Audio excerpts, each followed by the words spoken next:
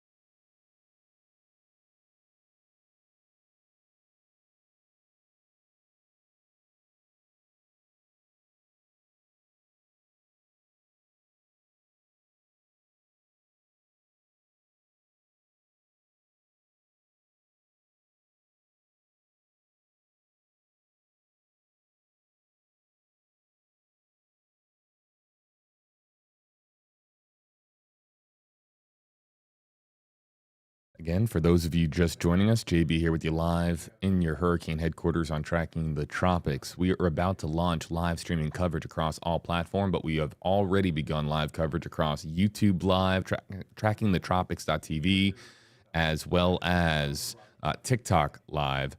As soon as we are live across all platforms, myself and Rebecca Barry will be breaking down the very latest for you and answering your questions coming up in a live Q&A. So stand by for live coverage across all platforms.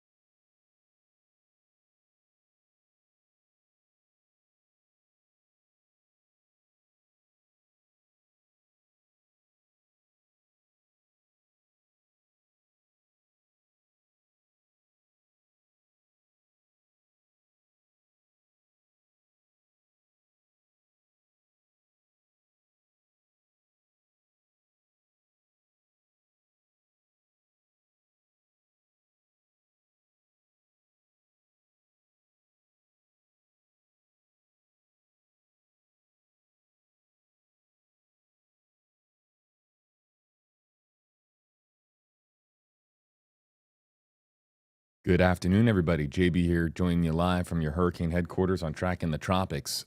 We are live from Eagle 8 HD that made the journey down from Tampa down to Charlotte County. They were able to get some video our way, as you've been watching here live, but now we've been told that, of course, because of the journey from Tampa down towards Punta Gorda, they are going to land, refuel, and then, of course, get back in the air to provide coverage of the entirety of the disaster zone down in Southwest Florida. So as Eagle 8 HD goes down for a quick refueling, what we are going to do is we are going to transition to some of the other chopper feeds that we have right now coming into our newsroom. This is on a slight delay, of course. These aren't live per se, but they show some of the damage of the disaster area. What I want to start with is a flight. I believe this is from WTVJ. We're going to stay here with you with this. Meteorologist Rebecca Barry will be joining me in about 15 to 20 minutes as we launch our live stream across all digital platforms and we begin taking your questions with hashtag HeyJB and hashtag HeyRebecca. This is again on a slight delay. This was from a little bit earlier on, but showing you some of the devastation in Southwest Florida. Don't go anywhere. We'll see you in a little bit here on Tracking the Tropics.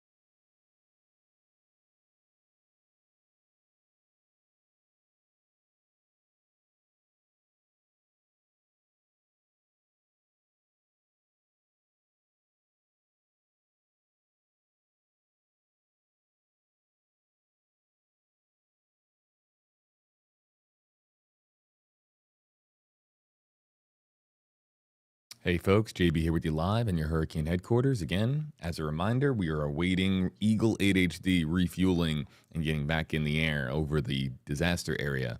Charlotte County, Leigh County, we're going to try to bring you a flight over the entirety of the area that was devastated by Hurricane Ian. Landfall, of course, being this past Wednesday, September 27, 2022. We also know that you have a lot of questions out there.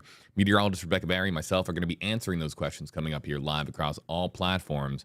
We are waiting to go live across all platforms, of course, until we have a live feed from Eagle. This feed is from WTVJ over Southwest Florida, clearly showing just homes, businesses, various buildings around town just absolutely thoroughly destroyed, removed from their foundations, or just obliterated into little pieces. I mean, we're talking about one of the most significant, if not the most significant storm to ever hit Southwest Florida. So we are going to, of course, be launching across all platforms here soon. To Mary Kate in our comment section, yes, got some sleep. Hopefully I look a little bit more refreshed than I did yesterday.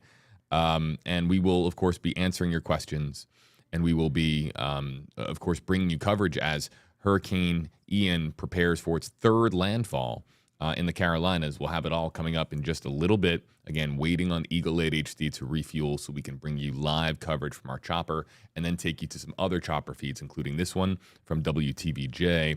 We also have a chopper feed as well. We'll show it to you here really, really quickly. This is from Central Florida. WESH, our sister station, is flying over the Orlando area, the greater Orlando area, showing you some of the significant flooding, even way inland, more to our northeast here in Central Florida. So that's coming your way as well. We'll get you, of course, we'll try to answer as many questions as possible and try to help folks out there if they have any questions that we can answer here from Tampa, Florida.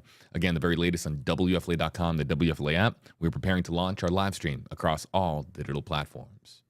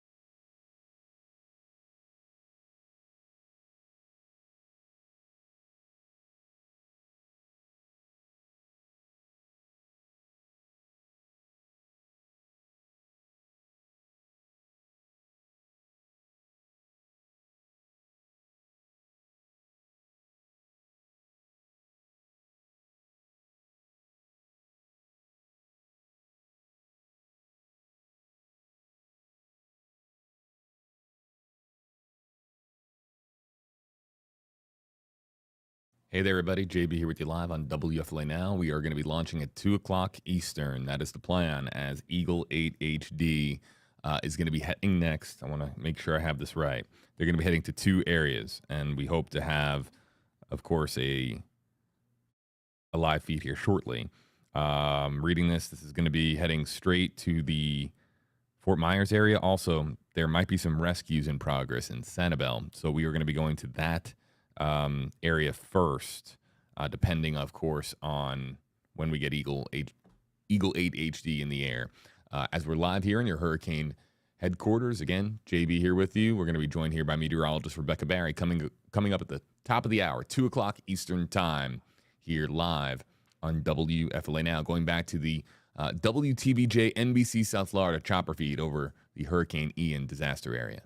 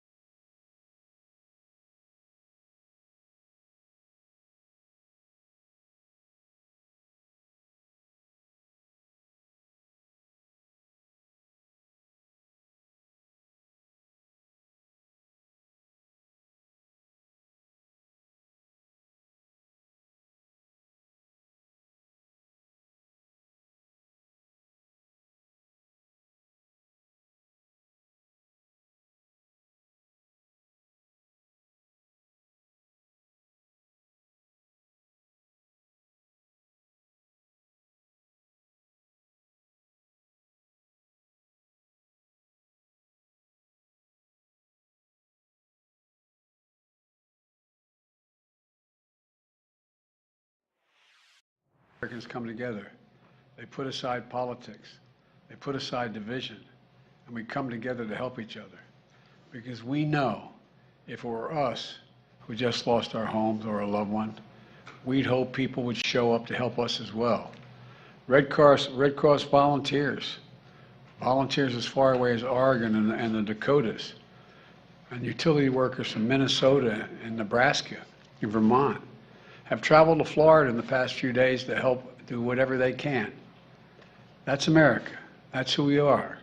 We're going to keep doing everything we can, and we'll do it as the United States of America. So God bless all of you who are hurting. May God protect the troops and all those brave souls risking their lives and fellow Americans. I want to say one more thing. I want to also speak to Mr. Putin's remarks this morning. You know, America and its allies are not going, let me emphasize, are not going to be intimidated, are not going to be intimidated by Putin and his reckless words and threats. He's not going to scare us, and he doesn't, or intimidate us. Putin's actions are a sign he's struggling. The sham referenda he carried out and this routine he put on, don't worry, it's not on there if you're looking, okay? The sham routine that he put on this morning that's showing the unity and, you know, as people holding hands together. Well, the United States is never going to recognize this. And quite frankly, the world's not going to recognize it either. He can't seize his neighbor's territory and get away with it. It's as simple as that. And they're going to stay the course.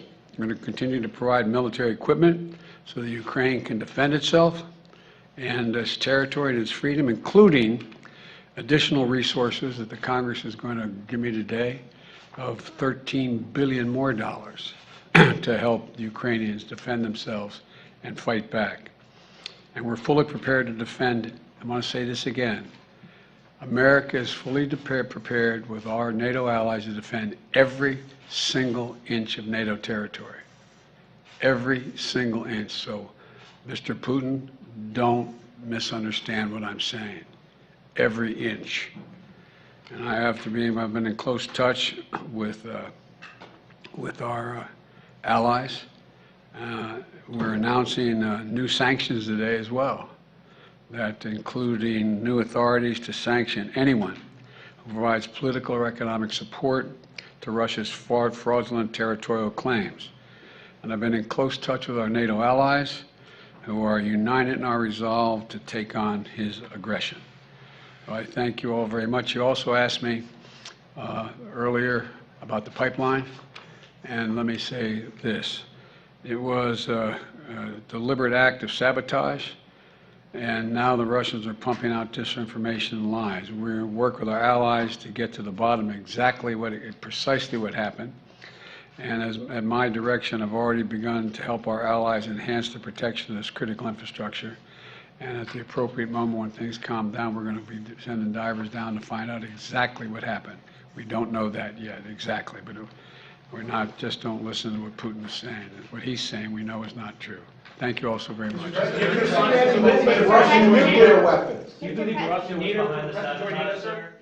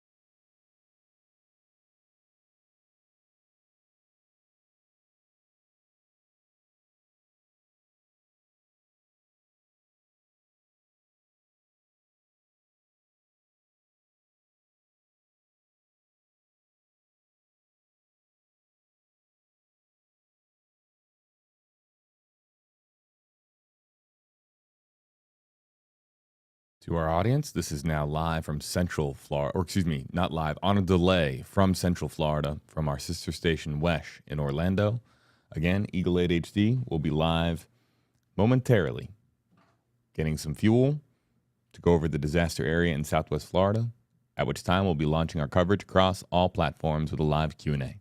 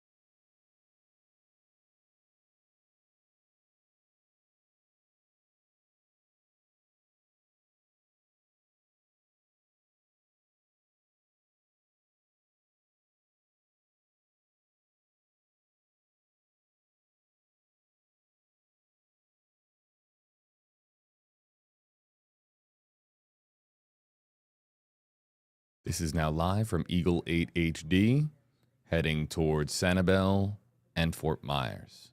Our coverage launches soon across all platforms.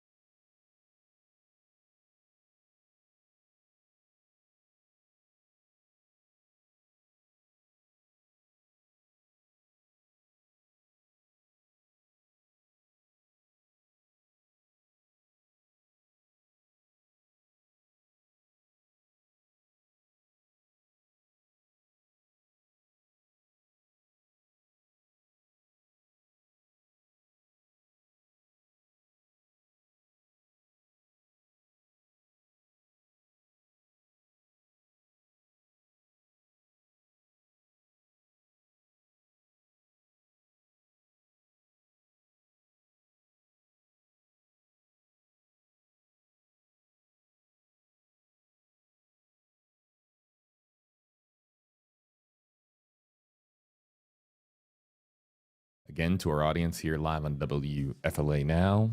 This is Eagle 8 HD heading towards the coast where, as we understand it, there might be rescues happening right now, rescues in progress. So enjoy the flight, and we will be launching across all platforms as soon as Eagle arrives to its destination. We will be live with meteorologist Rebecca Barry, and we will be answering your questions out of the Facebook Live, YouTube Live, and TikTok Live comment sections.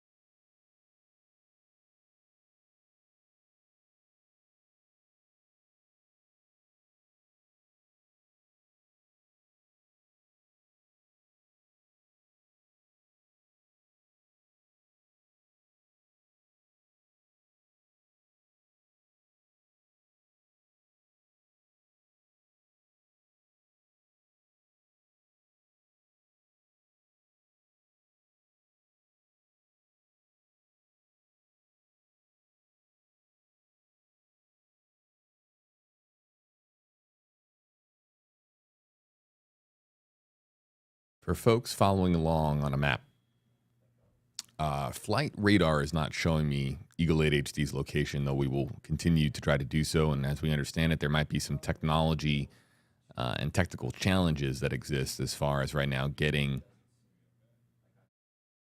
flight radar and other flight tracking websites to be able to find where Eagle 8 HD is currently. But you are looking at Captiva, the north side of Sanibel Island.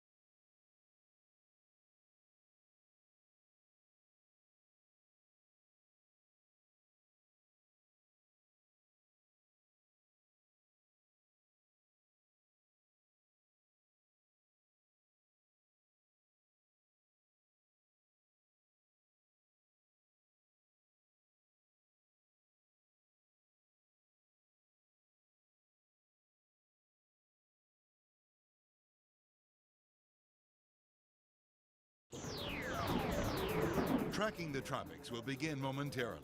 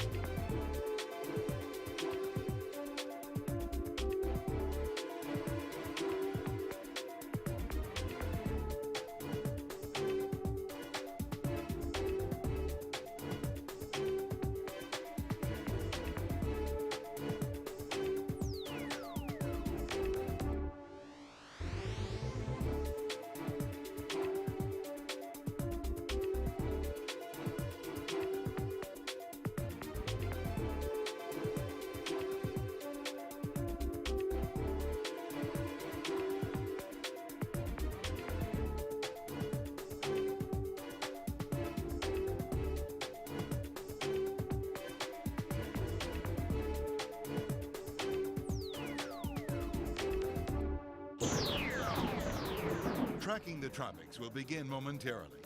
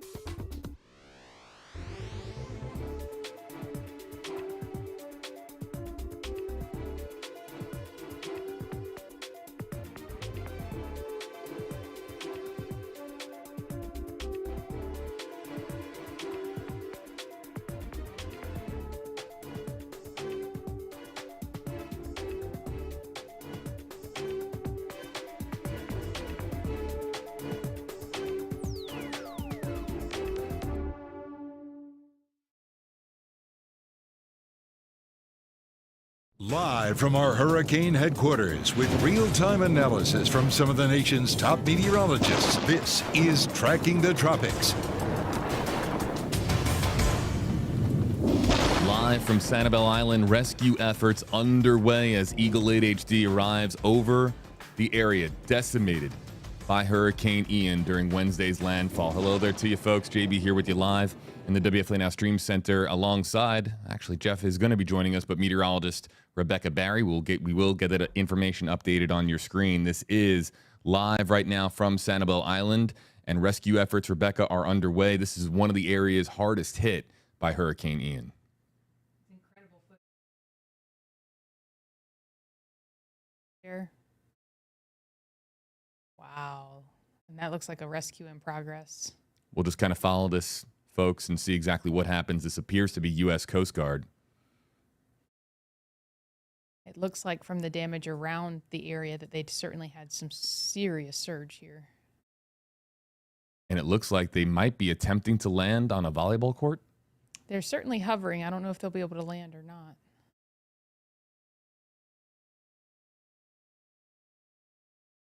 You can see the roof damage on the left part there, but the tin roof appears to be intact. The shingled roof is damaged.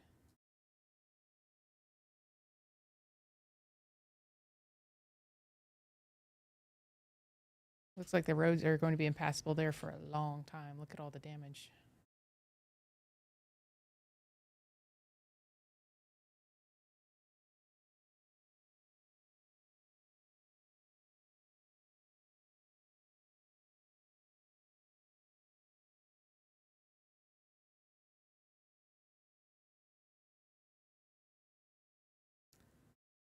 Let's reintroduce ourselves. JB and Rebecca here with you live, folks, on Tracking the Tropics on WFLA Now. And we are monitoring this feed live, and we are listening in our ear as well to radio traffic as our photojournalist Jim Hockett is talking to us here from Eagle 8 HD.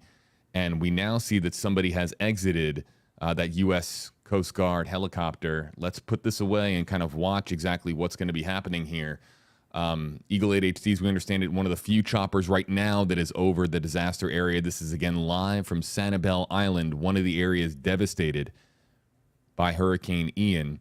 And also, too, as we look here at a map, Rebecca, this is a island that has been completely separated from mainland Florida, from up towards Cape Coral, because of the causeway getting thoroughly destroyed, as we have a U.S. Coast Guard member who is being lowered down onto Sanibel Island. Again, this is live from Eagle 8 HD. It looks like he's getting lowered onto a tennis court. We saw that there were several homes surrounding this tennis court, and so we have to think that they are going to enter those homes and look for people. And so we will stay with you live here from Sanibel and see if we can monitor these rescue efforts that are currently underway. And what we will do as well, we'll keep an eye on the Facebook Live, YouTube Live, comment sections, saying hello to our TikTok audience as well, so that we can answer your questions live with hashtag KJB, hashtag Hey Rebecca, as now that member of the U.S. Coast Guard on the ground and leaving this tennis court. And like you said, Rebecca, likely going to start looking for anybody that needs rescuing, looking for folks who are stranded. And I would imagine if you are stranded in one of these homes, what you're doing right now is you're probably seeing the helicopter flying overhead, and maybe you're trying to alert U.S. Coast Guard to your presence and trying to get the help that you need. But look, there's also the potential in these homes that if anybody was injured as a result, or anybody who is handicapped and is unable to get out of their homes on foot and then are in desperate need of rescuing via entering one of these homes, look, that is also a situation that I'm sure the U.S. Coast Guard is clearly cognizant of. Oh my goodness, look at that home. Yeah, let's go again full screen so that you guys can see exactly what we're seeing from Eagle 8 HD. And so I'm really worried about the one-story homes, because as the surge came through, if anyone were in those, there would be no place for them to go. There do seem to be quite a few two-story or even three-story homes here, so the people could possibly have gone up to higher stories. But there are a few one-story homes that we've seen, particularly, I believe that one with the pool. And the man that exited the Coast Guard helicopter walked down that road. And so I can't tell which home he went into. Oh, he's on the left there, walking more towards the left. He seems to be looking for a specific site. He hasn't been going in every home he's walked by. And as some of our commenters discussed,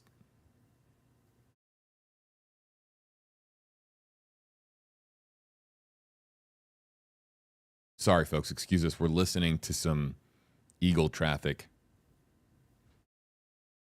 And in fact, I'm going to radio in to photojournalist Jim Hockett to see if he can hear us. Jim, this is JB. Do you copy?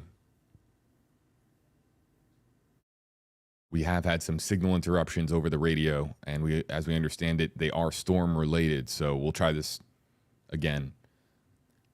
Jim, it's JB. Do you copy?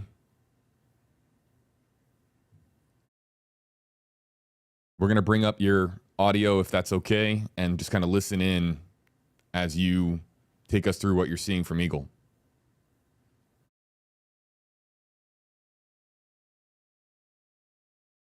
Trapped in a house, so they're going to go check it out. We're going to stay with them and see what happens. Please, to our audience here on YouTube Live, Facebook Live, if you can let us know, you should now be able to hear Jim Hockett, photojournalist in Eagle 8 HD, providing us with some terrific work so far as being able to multitask from the air and show us exactly what is happening. So if you can, please give us the thumbs up. Let us know you can hear Jim in Eagle 8 HD, and you should hear that that radio sound as well underneath our voices too.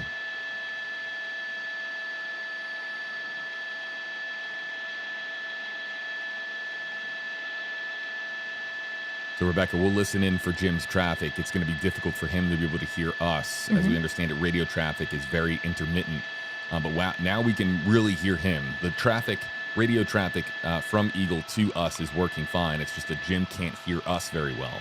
So we will try to bring our voices down when Jim is talking. But we're looking at an area that is normally paradise. Yes. I mean, this is an area of Southwest Florida that is known for its absolutely stunning landscape. I mean, it's beautiful beach homes, palm trees everywhere, beautiful roads that take you north and south from, of course, Sanibel Island down to the causeway and then back towards going across the causeway to Cape Coral. A beautiful area that looks like a bomb hit it. I mean, that's It's what it looks like. unrecognizable. It's going to take years to rebuild this. I don't even know how he can figure out which house he's supposed to go into to look for people.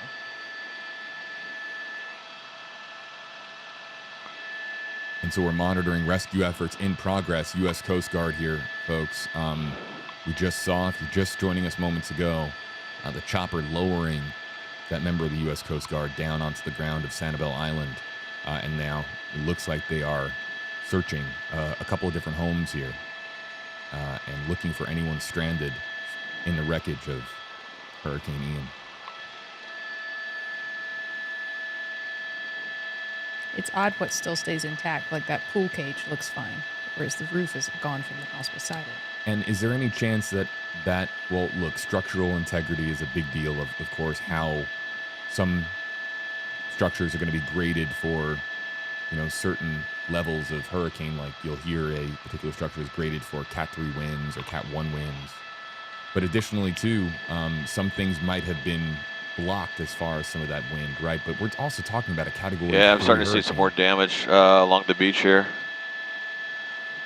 I don't know how much blockage can, save certain structures like a shed or, It can help, but I'm afraid what we're looking at here is the surge damage that just picked up that shed and turned it over. And the surge goes everywhere. You could be blocked from that initial push, but it would eventually make its way around whatever was blocking you and then make its way towards you. Michelle Callahan in our comment section, hashtag HeyJB. What I am not seeing Yeah, I saw that. is any There he people. is.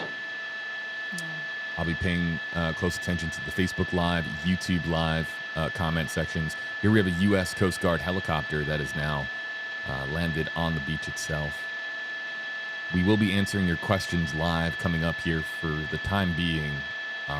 We just want to stay with Eagle and show you these heartbreaking images, and we will provide some context for you. And I will address some of those hashtag comments in our comment section, but we'll begin more the focused Q&A portion of the program in a little bit as we look here at what appears to be. I believe those are civilians with one of the Coast Guard operators. That's what it looks like to me as well. And a dog too. All right, we're going to head to the causeway now. All right, so Jim Hockett zooming out now, and they are going to head to the one way, Rebecca, the only way to get to Sanibel Island is over that causeway, meaning that the entire community here, they are cut off from the mainland. I mean, they are. So that, of course, is particularly devastating, and it's also going to be a top priority, I would imagine, to get that roadway back up, or at least something up and running, so that people can, cross over to Sanibel Island to the mainland as well. I would hope they would be able to get ferry service within a month or so. There are a lot of seasonal ferries up in New England, and when the temperatures turn too cold, those ferries are not in use. They're more of a tourism ferry, and hopefully we could lease out one of those. My goodness, look at this. Shredded. Those are teardowns, unfortunately. There's nothing you can do with that. And just think about how long, I mean, before you can even rebuild, you have to clean up. We are talking about a monumental, colossal amount of debris that is going to have to get taken off of the island. With no access to the island right now. You can't That's start right. moving that off. Look along the beaches where the surge went out and those giant washouts. Those are all along the coast now, and so that completely changed the landscape of the beach. Wow. People trying to leave the island. Yep. Yeah, it looks like that's the only way anybody can get on or off the island right now is either by helicopter or by boat.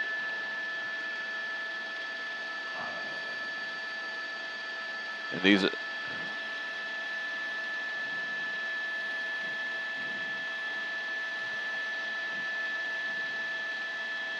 Janet in our YouTube live comment section, hashtag HeyJB. I was watching some rescues earlier with the Coast Guard and in a recorded video.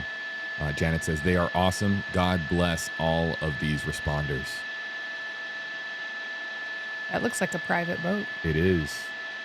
Appears to be a private boat. And it looks hopefully large enough to carry at least 1, 2, 3, 4, 5, 6, 7, 8 people walking towards that boat. Boating right now would be very dangerous, so those people are being extremely generous with their private boat because there's going to be a ton of debris in the water. The shoals will have changed, the sandbars will All right, have I'll changed. keep an eye out for those.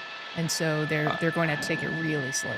All right, so this is the northern, excuse me, this is the southern end of Captiva Island, and you can see there's the causeway, the one way on and off this island.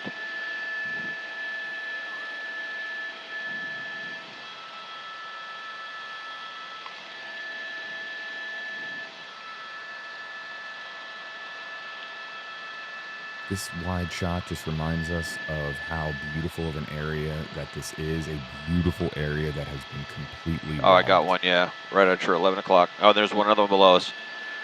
The Coast Guard's coming up on us. There's one behind him.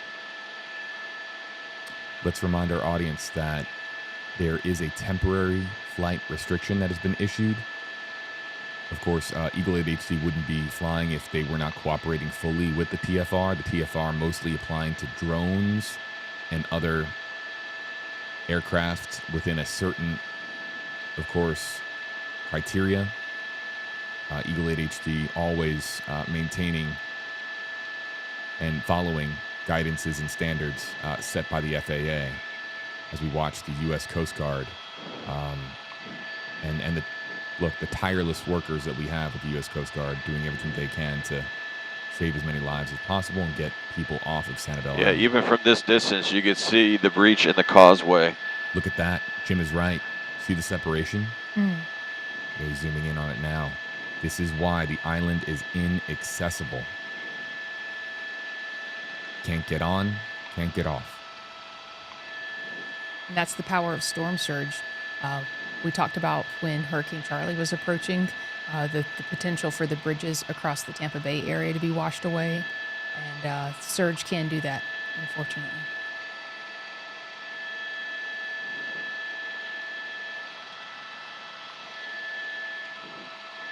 I'm also curious as to how power gets to this island. And look, You can see where the roadway just completely buckled.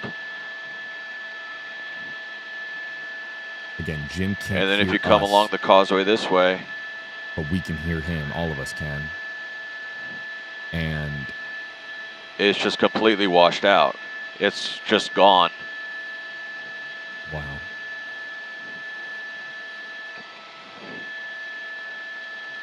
The bridge is completely gone here. The pilings are gone. The deck is gone. There's no road at all.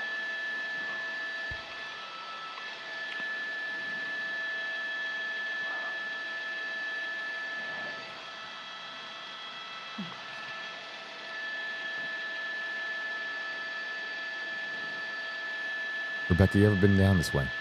I have been down there once. It was about 9 years ago. We went down fishing there. It was beautiful. I've never been to Sanibel.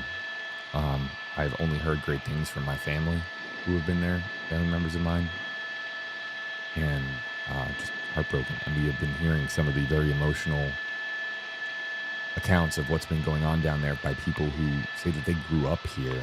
We had a woman that was speaking on News Channel 8 this morning saying... Eagle to base, if you guys still have a strong signal from us, text me and let me know, because I'm not getting you out on the radio anymore. Let me text Jim.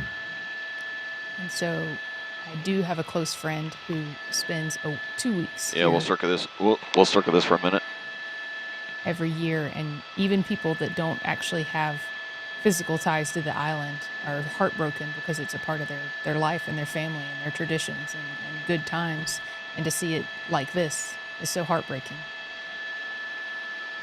As I was just about to note, like there was a woman who said that the two homes that she grew up in, her mom's house and her grandma's house, gone.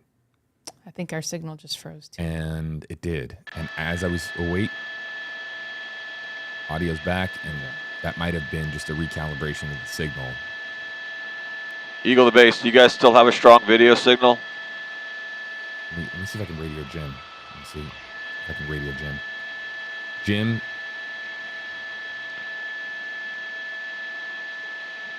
Yes, we are going live with JB right now. But just continue recording on us. Jim, if you have us, All right, yeah, crystal clear. Yeah, the two-way signal is in and out, but we got you.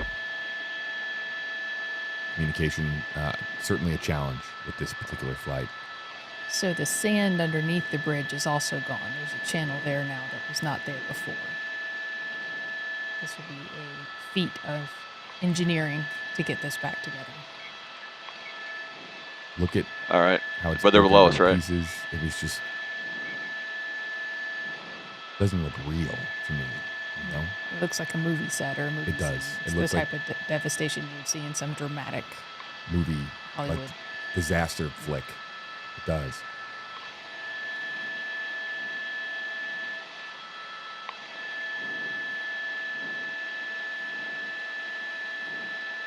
Like here again. Yeah, it looks like something. Causeway's gone here too. So multiple sections of the causeway. Yeah, it's washed severed. away in several locations. Yep. I wonder if they will change their approach when they rebuild this and do it all as a bridge instead of a causeway on the sand, because that seems to be the main failures, is where the sand washed out from underneath the causeway. You can barely make out the road deck underneath all of that sand under the water. So a bridge will have more structural integrity to be able to handle. Well, if you see, like when we just scrolled past all of that, there's a bridge section of it, and it seems to be fairly intact.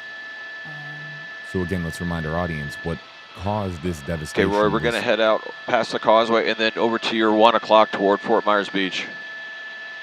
As Jim is giving us a idea of where he's heading next. Yep. So you can see the bridge Yep. part right there. Yep. See the bridge. The bridge. So is fine. Eagle to base, we're transitioning over to Fort Myers Beach now. And there is Fort Myers Beach.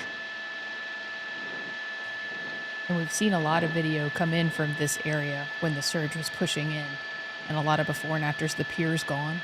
We're looking at the pier right now, and it's just gone. And as I was just noting, it was storm surge. This is what's left of the pier on Fort Myers Beach. It's completely gone. All that's left are the pilings.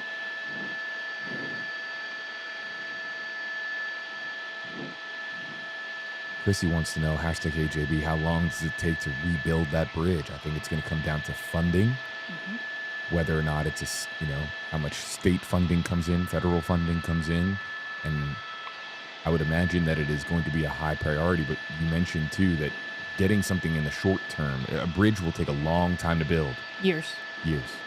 So getting a ferry service in place in the meantime is going to be crucial. And probably it's inevitable before they'll have to set something up.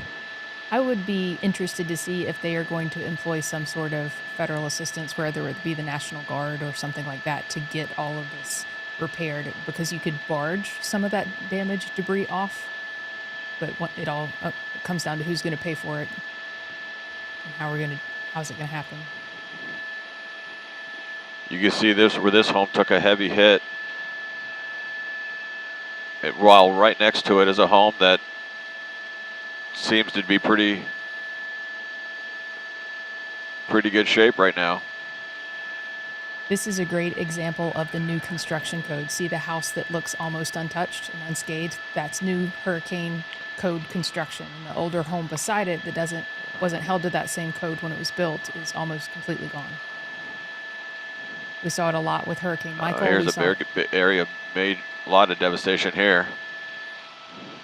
My goodness. Yeah, I got you. This is now our team community. We were just told that our Go team ahead. is going to be communicating with Jim over the radio. I got you. Go ahead.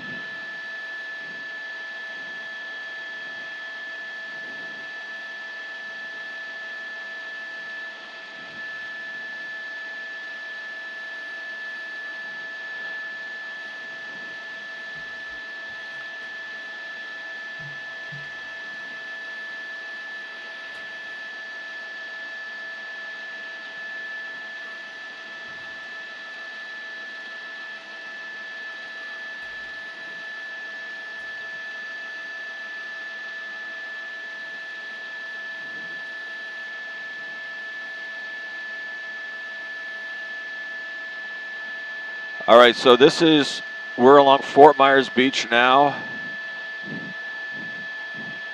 This is Fort Myers Beach. And this is like what should be the downtown area of Fort Myers Beach. Should be restaurants, little shops, but it's all gone now. Go ahead and circle back, Roy.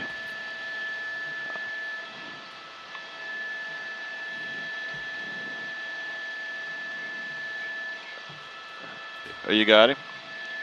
Not yet. I'm looking for him.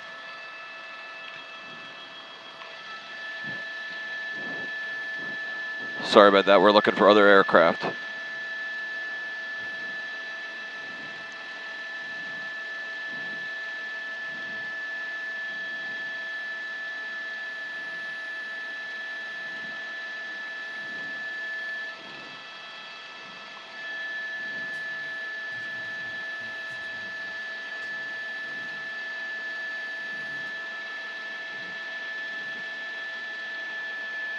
I can barely hear you guys. Text me.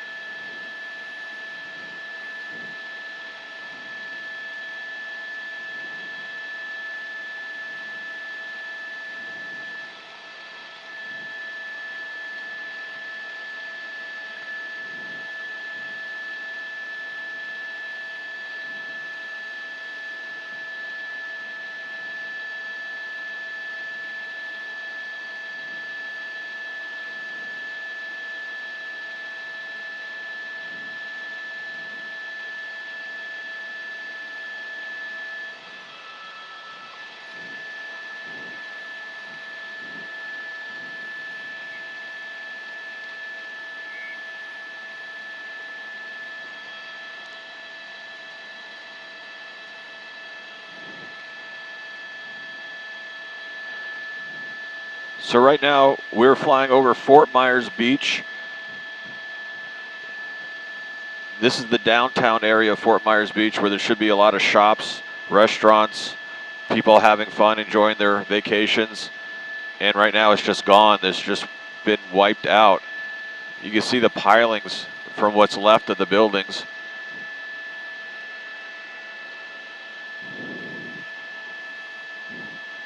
All that's left out here right now is complete destruction, and there's a lot of cleanup going on.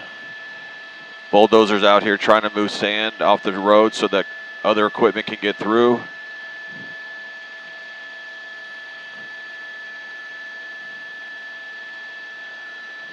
There are a lot of homes out here as well. I used to live down here. I worked down here in Fort Myers for 4 years and spent a lot of time out here. And I can remember there's a lot of homes out here. This is here you can see the difference between maybe some new homes with newer building codes, while right next to them, all of these homes are gone.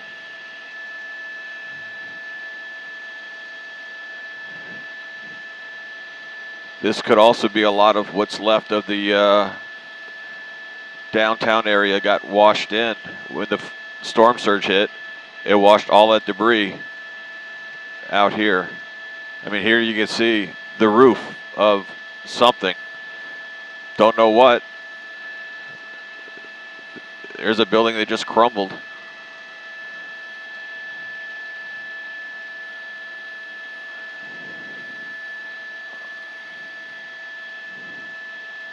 As we're And I'll show you that this is not right on the beach.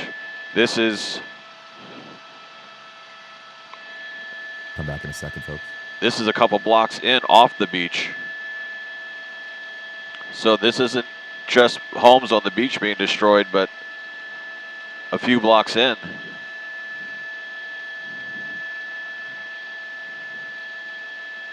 Here you can see there should be homes here, buildings here, but there's nothing left but the pilings.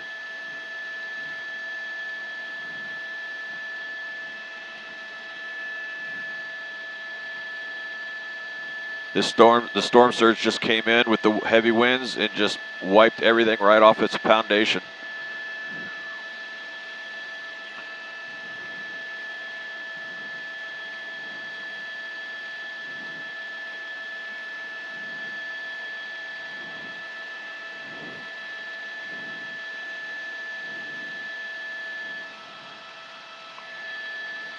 Where? Oh yeah, we're gonna go across here to the marina here. Look at the size of this boat that just got washed up, tossed up into the marina.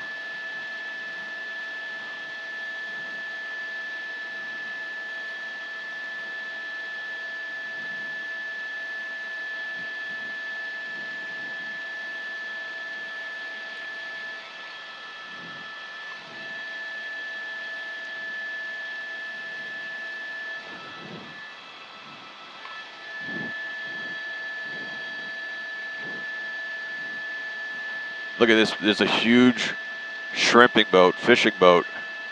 There's several of them. They're just piled up here.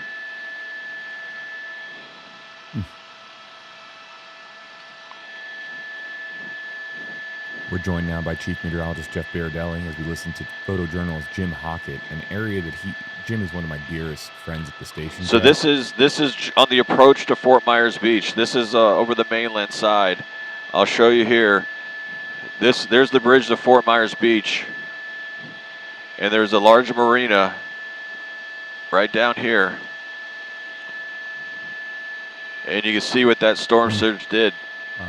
These are huge boats, fishing boats, shrimp boats. They're tossed one on top of each other. People's livelihoods destroyed. This gives you an idea of how strong that storm surge, how high that storm surge was, and how strong those winds were, because that lifted all of these boats up and just dumped them right here.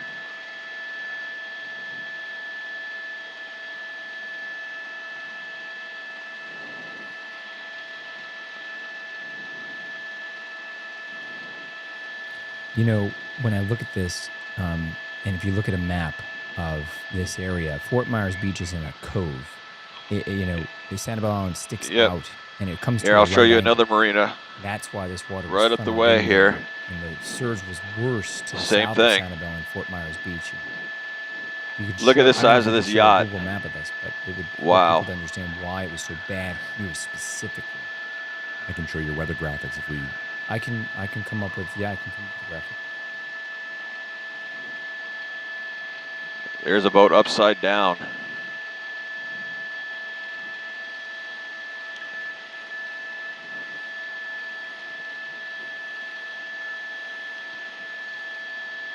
Another one.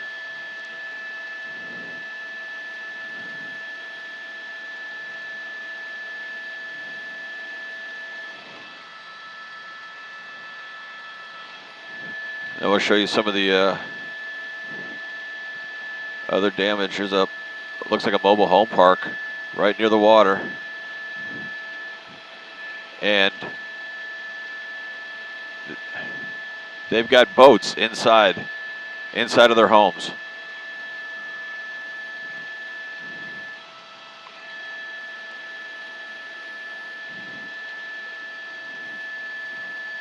We're right on top of it, Roy.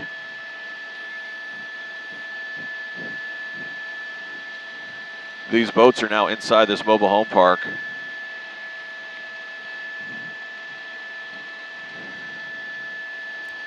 For our audience watching right now, this is Eagle 8 HD over Fort Myers Beach. We did just get back. Eagle 8 HD was over Captiva and was over Sanibel.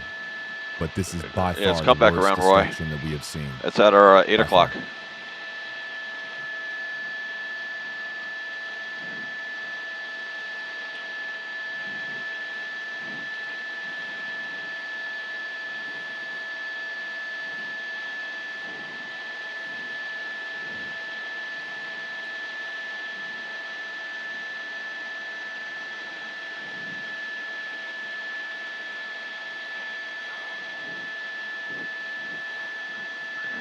Coming back around.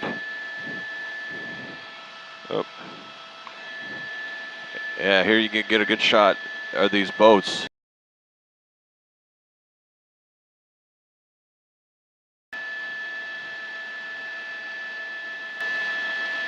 They're on the street side. They're not.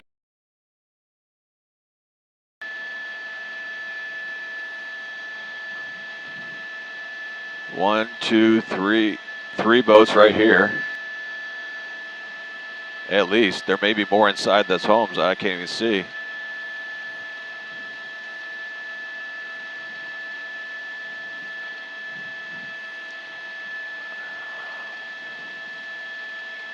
I'm sure that's not something people that manufacture homes thought they'd have to worry about, is flying boats. But there you go. Commenting here, folks. This is. Oh, and then right next to it, here we go. Wait a minute. The We voice come of around Jim here. Hockett, who used to be a photojournalist for a long time, many, many years. This down park in here, area. it's just been swept away.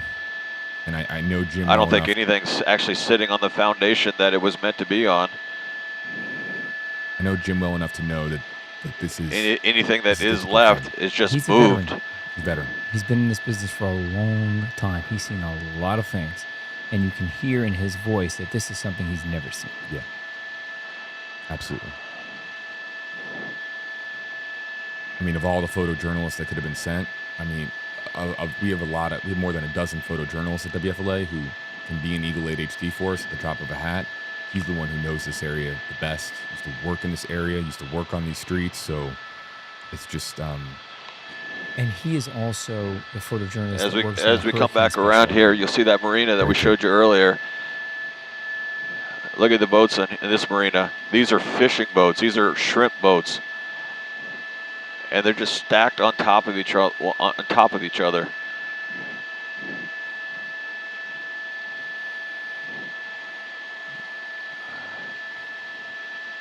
This boat right here is right inside the building. And then there's 1, 2, 3, 4. There's too many to count. You can't count all the boats that are here. We look Oops. at this, Let me get this set. and you know, it's sad to see the destruction to people's homes. But then on top of that, for these people, it's destruction of their livelihoods. This was their. This is And how you they can't even made tell what's their underneath all of living. these boats. There's so many boats, so many fishing boats here. You can't tell what's underneath them. Everything they know, their favorite restaurants, the post office that they go to, where they go to pick up their dry cleaning. I mean, everything. Their entire Yes. the life as they knew it, what gone. they rely on to pay the bills, to feed themselves. Clearly, you can see here with these shrimp boats and this commercial fishing fleet. It's not just their homes; it's their livelihoods. That is the hardest. If you have your livelihood, you can rebuild more easily. If you don't have your livelihood, it makes it that much harder. It has to be so difficult for people that evacuated this area. All right, we're going to head toward downtown Fort Myers. Rory, that should be at your 12 o'clock. 1 o'clock maybe. And JB, while they do this, do you mind bringing up that map on Weather 3? Yep, let's do it. Okay. So what I want to show you here actually is on the left side, that's Sanibel, where it says Yebel, Y-E-Y-B-E-L, and then there's Fort Myers Beach. So you notice how the coastline comes to a right angle right there. Yeah. So that's what really funneled the water in. We're seeing pictures from the southwest coast, from Naples all the way up to Boca Grande. And by far the worst of this is Fort Myers Beach. But if you look at a map, it makes a lot of sense. The water was funneled into that right angle. That's exactly what happened with Hurricane Sandy in New York City, where Long Island and New Jersey make a right angle. That's right. Yeah. Water was funneled right into New York Harbor, Staten Island, Brooklyn, Manhattan. Same thing here. The water was funneled into this right angle, and Fort Myers Beach was at the apex of that. We had 7 feet of storm surge in Naples, and we don't have a sensor to tell you how much storm surge we had in Fort Myers. They'll do a post-mortem on it. But looking at this, you have to imagine it was nearly double the 7-foot storm surge that we had far south of this in Naples. So it is the contour of the coastline that really made it so much worse for Fort Myers Beach. Let's listen back in to, again, photojournalist Jim Hockett.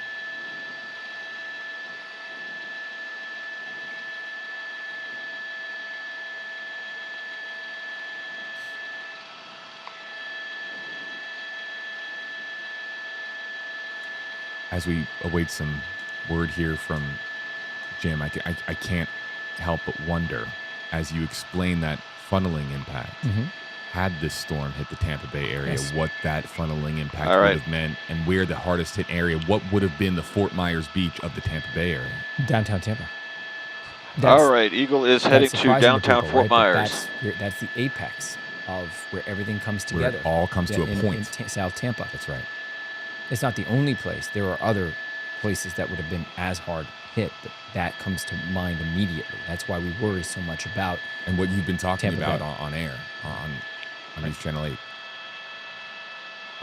As I don't know if our audience heard, but that was Jim saying that they're now moving to downtown Fort Myers. And now look, as we go inland, the impacts aren't going to be as bad because the impacts that we saw are a result Eagle of to storm base, surge. be advised that we've got about 10 or 15 minutes of fuel left before we need to head back to refuel.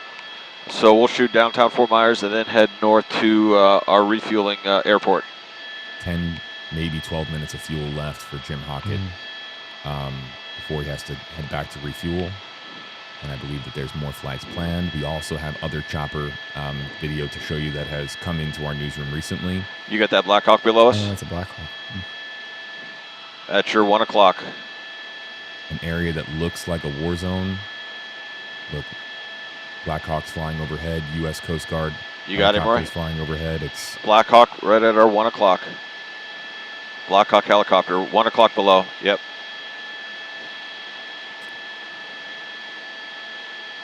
You notice those homes are intact. There's 2 reasons, obviously. One, they're built to code, and number 2, they're further away from the Gulf.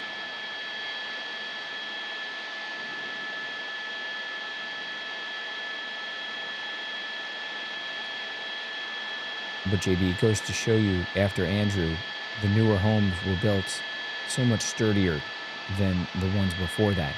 They were built to withstand Cat 3 winds. Oftentimes they withstand Cat 4 winds.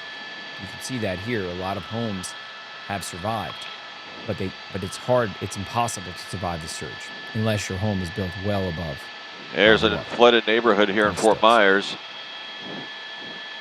Yep, flooded. That neighborhood is completely flooded. I'm seeing some commenters saying, can everybody hear Jeff and Cars I in okay? the water. Water's up to the homes. Can everybody just let me know on YouTube Live, Facebook Live, can everybody hear Jeff, Jim, and myself okay? Just want to make sure we're streaming to a lot of places right now, all simultaneously, and it's just good opportunity just to check, make sure everybody can hear us okay. But these images, I mean, even inland now we're moving, and we see the results of Hurricane Ian. And that's a problem, right? You force the water inland, and then it has nowhere to go. So it's there for days on end. And that's why oftentimes there are just as many injuries and fatalities after the storm than there are during the storm because of all the dangers that exist for days, if not weeks on end, including lack of air conditioning. To some degree, the fact that this happened in the end of September, beginning of October, rather than August, makes it just a teeny bit easier because it's been cool the past couple of days. But nevertheless, there's still a tremendous amount of hazards out there for people. Contaminated water, power lines, trees down, and the fact that, again, most people do not have power or air conditioning. I'm seeing that our audio is coming through a little bit lower than Jim's, so allow me just to balance things out a little bit here. And everybody can let me know if that's a little bit better. We're just dealing with several different technical challenges here as we monitor Eagle 8HD a little bit. As we look along the coast here, first of all, a lot of these houses are very sturdy, very wealthy people's homes. Obviously, the barrier island, Fort Myers Beach, buffeted the storm surge as it moved inland. That is the same effect that mangroves have. But, obviously over the past few decades, a lot of the mangroves have been destroyed and replacing that, a lot of development. So not only do you have a lot of infrastructure in harm's way, you no longer have nature's barrier. Eagle the Basin, anybody who's watching this, our iris is not working on this camera, so I'm having to ride the gain and the shutter to try to get a good exposure. So if you see me moving in and out, just so you know, that's what's going on. Jim, one of the most talented photojournalists that we have here at WFLA, one of the very best, I think, in our section of Florida. So he's going to do everything he can to bring us the best shot possible. I'm sorry, Jeff, continue. No, there was, what I was just saying is that, unfortunately, so many of us have moved to Florida, and nature can no longer protect us from these storms the way it used to because of the amount of development that has happened, and nature's way of protecting the coastline is both coral reefs, which don't quite exist in this area, but especially mangroves, which did exist in this area. A lot of mangroves are gone now, and a lot of the coastline does not have that natural protection. Obviously, add to that the fact that hurricanes are intensifying more rapidly lately, and they're getting stronger. And unfortunately, that is a recipe for disasters like this. I do worry as we go forward about, and this is going to be a discussion that's going to be taking place for months and years to come about insurance companies and what's going to happen here as insurance companies realize that they are overexposed and they don't want to do the kind of business that they've been doing, which again is an afterthought to the devastation that we're looking at right now and just people trying to get their lives back from this.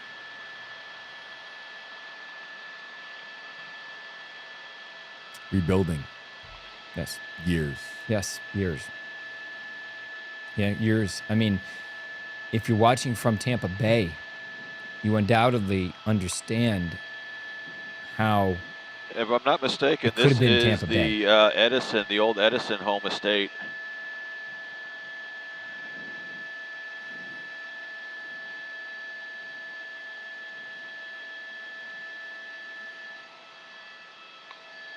Correct.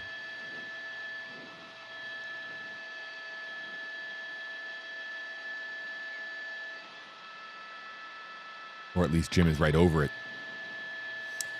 An eerie sight is when you see that the leaves have been stripped off the trees. They see that with tornado damage in Oklahoma a lot. All right, we're in downtown Fort Myers now. That's when you know the you winds can were see it, this incredibly marina. strong.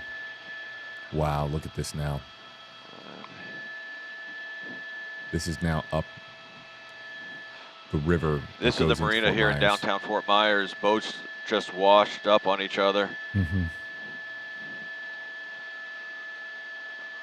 And these are really big boats too. I believe it's the Caloosahatchee River.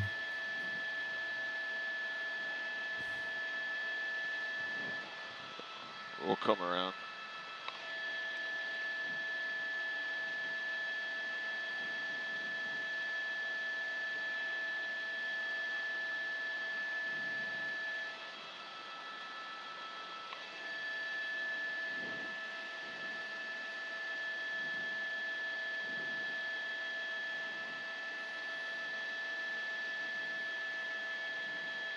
mean, just look at that. I mean, that. Yeah. People's lives turned upside down. Thrown about like a rag doll. I mean, it's the risks that we take living on the coast and having a lot of expensive infrastructure in harm's way. Some people get lucky and others very unlucky. Here in the Tampa Bay area, it would have looked exactly like this had the storm hit Tampa Bay, square on or just north of there. This just gives you an idea of how strong this storm was, how strong the storm surge was, how strong the winds were. Think of what it took to move a boat that size. I mean, this one's completely upside down. This is one of the reasons why the Saffir-Simpson hurricane scale needs to be reworked, because it's often storm surge that causes the damage, not the winds. And this storm ended up with all of the hazards, the extraordinarily heavy rain. Some of these boats might have been up on dry dock, but not all of them. Could there be a second category-based system to talk about storm surge specifically? There's a paper that was just published, and there's talks in the works about restructuring the system so that, when Katrina hit, it was a Category 3 hurricane, but it produced storm surge that was well above what would be a standard even Cat 5 storm. So it's a little bit misleading because most of the damage oftentimes and the fatalities are caused by storm surge, not wind. Michael was a wind maker and it produced a lot of storm surge in Mexico Beach. That's something that we will have to work on over the next couple of years to try to figure out if there's a way to rate storms better based upon what we expect, the storm surge to be, the rain to be. It's kind of an impact scale rather than just based on wind. Does it make sense to you? It does. It does. And, when those This is the downtown Fort Myers area. It looks like it fared pretty well. Here's finally a little bit of good news. Even though it's amongst just a catastrophic war zone type of impact to Fort Myers, at least we're looking at some identifiable areas that Jim knows and says, it doesn't look like this area was hit as bad. That was Jim just muting his mic for a second, might be drinking some water, just taking a moment. But when the National Hurricane Center, Jeff, when they put out their advisories, I mean, I feel like when I see those big all right, capital Eagle letters. to base. We are going to head back to Punta Gorda Airport to refuel, and if we see anything along the way, we will shoot it. I feel like I usually see the first three words I usually see: catastrophic storm surge. Mm-hmm. It's just so common in those advisories when they get put out. Yeah, and you can see how this was such a different storm than Charlie. There was very little storm surge in Hurricane Charlie. This storm hit almost the exact same place, with actually almost the exact same intensity. And yet the impacts with this storm are much more broad. Charlie was a wind producer, and it's the width of damage with Charlie was fairly narrow. It was tremendous damage in that narrow corridor, but this storm's breadth is tremendously larger, and its impacts are not just restricted to wind. Clearly, the big takeaway from this system was storm surge. We knew that, though. The bigger the storm, that's all we talked about. The bigger the storm, the more storm surge it produces. Small storms like Charlie, who, by the way, Charlie rapidly intensified also, but it was much smaller, and it wasn't able to produce the storm surge that this storm produced. And that's why we say you could have two storms hit the same area at the same intensity, and they can be completely different storms. And these personalities of these two storms couldn't be more different from each other. And I think it's human nature, JB, to look at a storm and say, well, I've went through Charlie, I know what to expect. I went through this storm, I know what to expect. But clearly, two storms are not alike.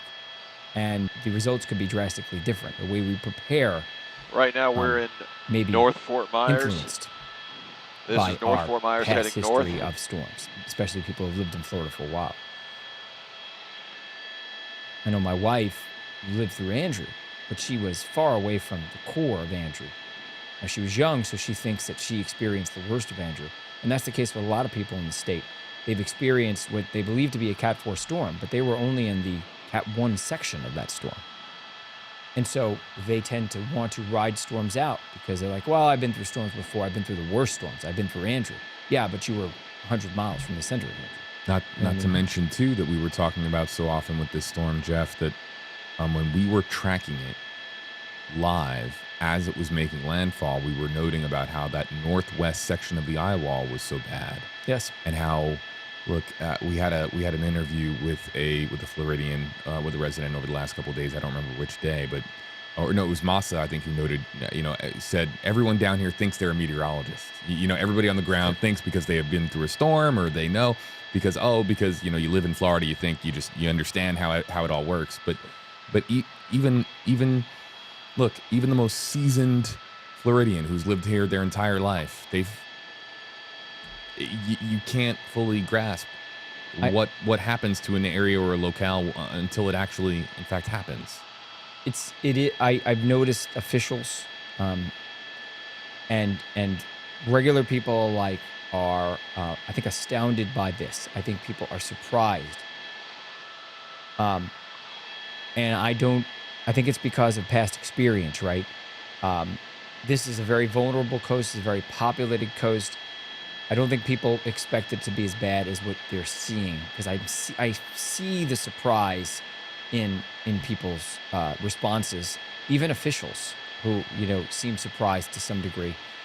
But hopefully, going forward, none of this surprises us, and because we have to understand that if a storm were to hit, let's say, the Tampa Bay area, the impacts would be, and it was a similar size storm, the impacts would be similar to this. When we talk about how devastating and how catastrophic storms are, we normally, and it's very common for people to associate how destructive the storm was with how much money it cost and how many billions of dollars potentially a storm caused. Are we getting closer to, I believe, if I remember correctly, Katrina is the most damaging storm ever from a dollar standpoint. Right. Are we approaching that with this? So I saw one estimate, and I actually wrote the people back who sent me the estimate and said, where did you get this from? Their estimate was $70 billion. Now, I don't remember what exactly Katrina, I think it was a little over 100 billion. So 70 billion, I think Katrina was slightly over $100 billion. Now, again, this is a very preliminary estimate, and it is going to change. And where this 70 billion came from, I'm not sure. I did get it from a reputable source, but it is very preliminary.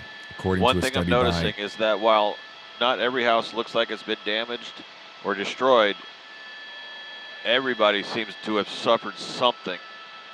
It may have been minor, but it doesn't seem like there's a single property here that hasn't felt the effects of this storm. According to Louisiana State University, that did a study that it was approximately 125 billion for Katrina, and that there are other studies that have been done that says that was perhaps not even on the low. Yeah, you can see where a lot of the debris out in the swamp. What might be instructive is, how about a Hurricane Michael, which had winds of 160 miles an hour, Cat 5.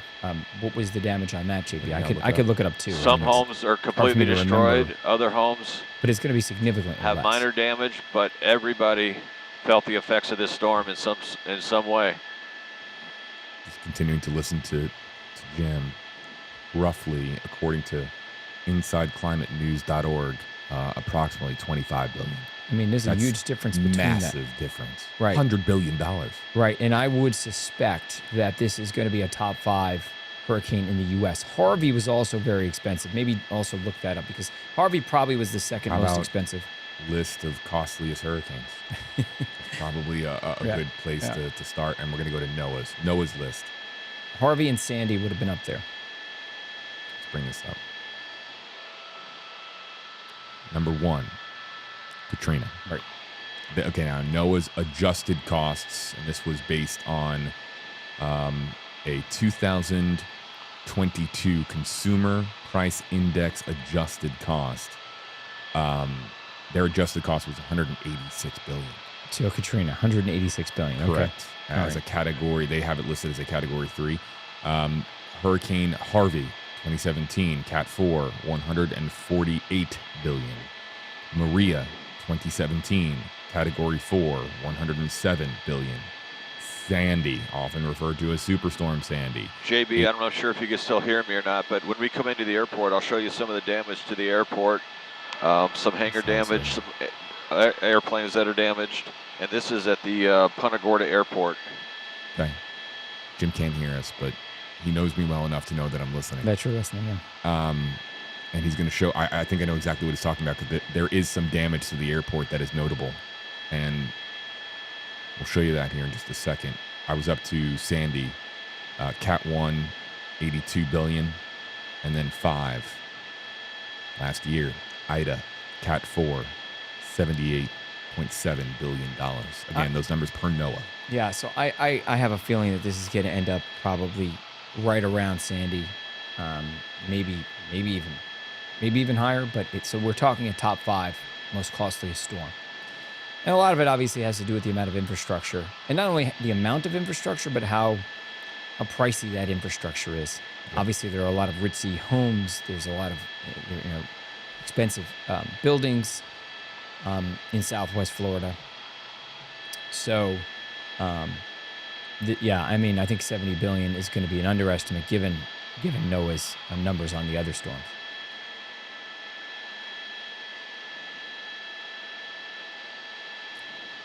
Mind blowing. Yeah, we've had a tough go of it in the United States over the past 5 years. We've had within the past 5 years in the Gulf, just in the Gulf region alone. We have had, I think, 6 Cat 4, Cat 5 landfalls. Now, in the preceding couple of decades before that, the United States had a very big drought of landfalling major hurricanes. Obviously, especially before Charlie, and especially before Wilma, and before Ike, and all those storms. We went through a long period of time where we were not hit by major hurricanes. But the past couple of years has been exceptionally difficult across the Gulf Coast. All 6 landfalling Cat 4, Cat 5s have rapidly intensified before landfall, right before landfall. And I've said it a million times, and I say it over and over again. Storms that are intensifying before they make landfall always create a whole lot more damage. And it's been a rough go of it. Now, as your colleague and our colleague, meteorologist Eric Stone on the Max Fender 8 weather team, has been noting here on stream, and he was talking about this heavily on Monday and Tuesday. He was talking about how if this storm hit closer to Fort Myers, we were talking about a Category 4 at landfall, and then if it had decided to stay on that original track more north towards the Tampa Bay area, that it would have been a Category 1 at landfall because of wind shear. So that would have made it a weaker storm at landfall. Is that kind of thinking correct? Yeah, I mean, generally speaking, what Eric is saying is right. And that was true. And we were talking about it on the air for days and days leading up. The further north it went, the weaker it would have been. I have to say, though, JB, I don't think it would have been much weaker hitting Tampa. It would have had to go just slightly north. So Apalachicola, Appalachia Bay, Panhandle, it would have probably been a Cat 1. Tampa Bay, it may not have been able to rapidly strengthen to a Cat 4. It may have been a Cat 3, but I don't, and obviously it's a gradual gradation. But it is true, being able to hit Southwest Florida meant that it was able to dip below the storm, the wind shear, and so it wasn't able to weaken before land. We do know that our signal is breaking up. Everybody, please be patient. Stand by.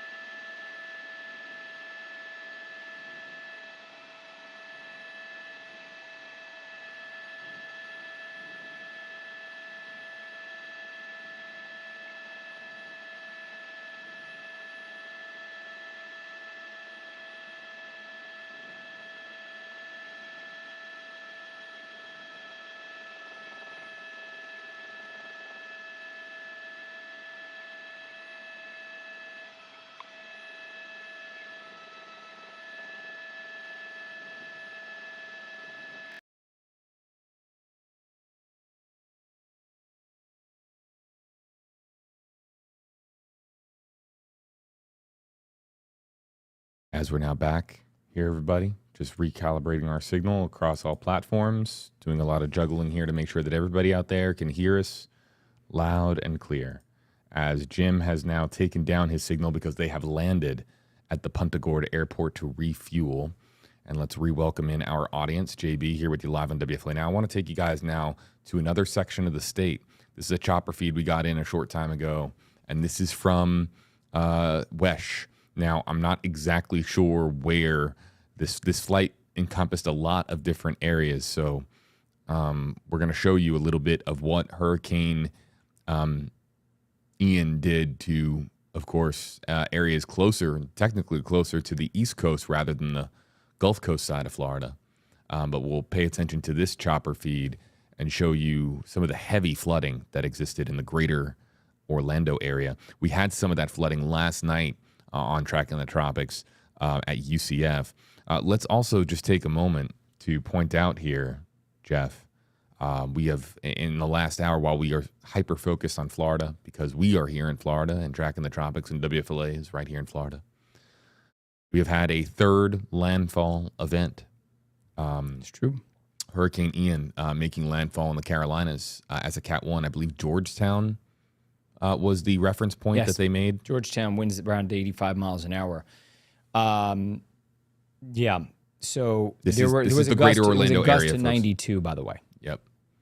So how significant is that going to be for the Carolinas? Obviously, we're not going to see the same level of impact that we saw with Florida, but it's still going to be significant. In this particular area of South Carolina, that's not we're looking at Orlando. You said, right? Yes, this is Central Florida. Yeah.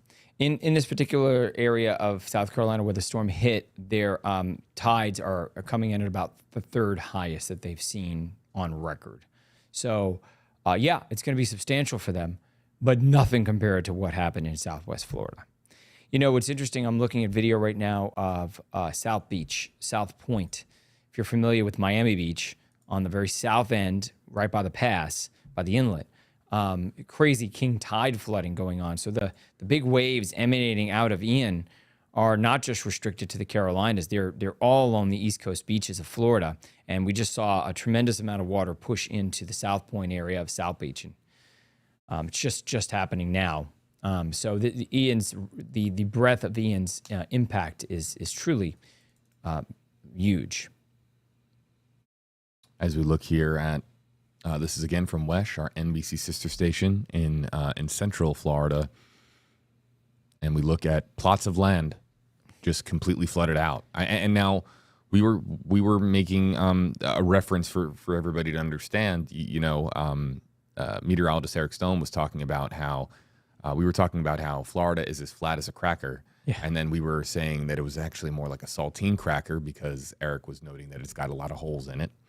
And those holes are, that was his comparison. Like Swiss cheese. Yes, like Swiss cheese. Yes. And how all of these lakes and all of these waterways that we have and the impact, of course, that has, but also, too, how saturated these grounds are in Central Florida and how much they have really, we're on the back end of rainy season, correct? So over the past month, this particular area in Central Florida, the Kissimmee River Basin, has seen 2 to 3 times their normal rainfall. We, by the way, have in Tampa as well. But actually, the heavier rain was falling in Central Florida. So you can see the result of that.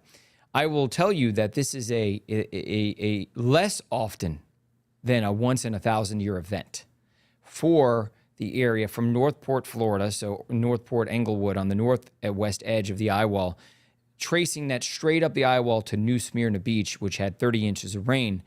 The whole area had 15 to 30 inches. Most areas had 15 to 20. But that alone, is a once-in-a-thousand-year event. Let me explain. We have certain charts that tell us how much rain over a given period of time and how often that should occur. Specifically, we had 13 inches of rain across parts of Sarasota County through Hardy and DeSoto County into southern Polk County. That was up to 13 inches of rain in 6 hours. The criteria for a once-in-a-thousand-year event there is 9 inches of rain in 6 hours. So we well exceeded the criteria for a once-in-a-thousand-year event. So obviously, we've only been keeping records for about 100 years. We need statistics to help us figure out given that we only have statistics for a couple of 100 years or 100 years, what are the numbers that we need to dictate whether it's something that should happen once every 50 years, once every 100 years, once every 1,000 years? In the case of what happened in Central Florida, Ian has produced a once in 1,000-year rain event, or actually less often than once in 1,000 years. Now, I've seen a lot of misinformation online, JB, about the role that climate change may or may not have played. So I think it's important to sort that out. Climate change did not cause this storm. So anybody who claims that climate change caused this system, that is not right. In addition, climate change does not cause more hurricanes. Actually, a new study came out and says that there's actually been a global decrease and a decrease in the Atlantic. Climate change causes less hurricanes. But what we know climate change does for certain as well is that it causes more intense hurricanes, and for certain, it causes wetter hurricanes, likely producing anywhere from 15 to 30% more rainfall in intense hurricanes. It did that in Harvey. That was the studies in Harvey that about somewhere around 15 to 30% of the rain was produced due to a warmer climate. And we're seeing that play out with Ian as well. So there's certain things that are true about the way climate change affects hurricanes, and there are certain things that are false. And I think it's very important to separate, the truth from the fiction there, because I think there's a lot of misinformation online about that. All right, we're now going live to a chopper feed. I want to talk more about what you were just talking about, Jeff. I want to go to this chopper feed. This is from somewhere in Central Florida. Right? It is Flagler and Volusia counties. So, and I'm trying to get the station. Want to give a shout out to the station that is providing us with these aerials. And it's Wesh. Wesh has their chopper. They're flying their chopper quite a bit. And this is good. These are our friends at our sister station, our NBC sister station in South Florida. Let's put our boxes away here, Jeff, so we can monitor this shot. And remember, 28 inches of rain at least in New Smyrna Beach. So in this general area, they got hit just as hard, if not harder, in some ways, by this system as it made its way across. And that's why I was saying before, JB, that when you rate a hurricane, if you're only rating it based on the winds, then you're missing the water, both storm surge and rainfall. So I want to make that point that Jeff just made here again. Jeff, of course, being the Max Defender chief meteorologist and also climate specialist here at WFLA. And you have done quite a bit of tweeting of late as people have asked you questions online about climate change's impact and how it impacts or how it influences what we see with a storm like Hurricane Ian. As we talk about this again, you are telling your audience climate change did not cause this. It did not. But it certainly didn't help, is what you're saying. Is that about right? Yeah. I mean, climate science has come a long way, and we understand a lot more about it than we did years ago. Actually, if you look at it, if climate change caused hurricanes to happen, well, this whole summer would have been a disaster, right? Because water temperatures are warm all over the Atlantic Ocean, and we should have seen a tremendous amount of activity the first half of the season too. So climate change does not cause hurricanes. In fact, we actually think that right now and into the future, climate change will result in a lower number of tropical systems overall. But the two things that we know very well now is that climate change makes the ability of a run-of-the-mill hurricane to jump to a major hurricane a lot easier. So we've seen that a run-of-the-mill hurricane in the Atlantic has about twice the chance now of becoming a major hurricane than it did back in the 1980s. So there's a greater proportion of hurricanes are becoming Cat 4s and Cat 5s. In addition, we know exactly the number. Rapid intensification, like we saw with Ian, is increasing and has been for the past 4 decades by 4.4 miles per hour per decade. It's extremely specific, but we have the numbers on it because we've done the studies on it. That means a storm today likely can rapidly intensify at a rate per day of 16 to 20 miles an hour faster than it could back in the 1980s. And rapid intensification is just such a common theme with, as you were talking about earlier, with just about so many storms that we have seen of late. Yeah. That's right. lately. In fact, all the Cat 4s and Cat 5s that have hit the United States, well, specifically the Gulf Coast over the past 5 years, have rapidly intensified, which is very rare. That is very rare if you look back in history. So, and again, the probably the most direct line between climate change and hurricanes is excess rainfall. In Harvey, there have been a lot of studies done on Harvey because that was the most prolific rain producer of any tropical system we've seen. Some places in Texas seeing 50 to 60 inches of rain. The quantification of that was somewhere between 15% and about 35% extra rain due to a warmer atmosphere due to human-caused climate change. So they've done a rapid attribution study on Ian and have found that Ian's rainfall was increased by at least 10% due to climate change. But I know, studying climate and having a master's degree in climate, that it was likely far greater than that. At least 15 to 20% is probably what is going to end up being the end result once they've gone back and done the studies on Ian in terms of how much extra rain was produced due to human-caused climate change and a warmer climate. But again, going back to it, climate change will result in less tropical systems overall, most likely. That's what the science says. But the ones that hit will be more destructive because they will be stronger. I just got in, as we're live here in the Stream Center, Max Fender, Chief Meteorologist and Climate Specialist Jeff Berardelli here with us, everybody, in your hurricane headquarters. Yep. JB has cameras all over this. I do. Have to look everywhere. He's spying on the weather team, I think. Just mounting cameras in a place where I think people can see us and say hello. But also, too, we use all these screens here to be able to monitor feeds as they come in, and we have just gotten a new one. Take a look live at Myrtle Beach, South Carolina. An area that is currently in the thick of it, Jeff. Yeah, so we just had it make landfall in Georgetown about an hour ago near Myrtle Beach.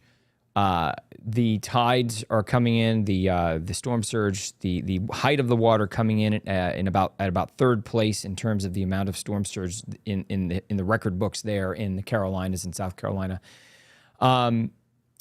Gusts I've seen up to 92 miles an hour. And there's going to be a lot of water damage here, obviously, but this is, much weaker storm than it was when it hit the southwest coast of Florida.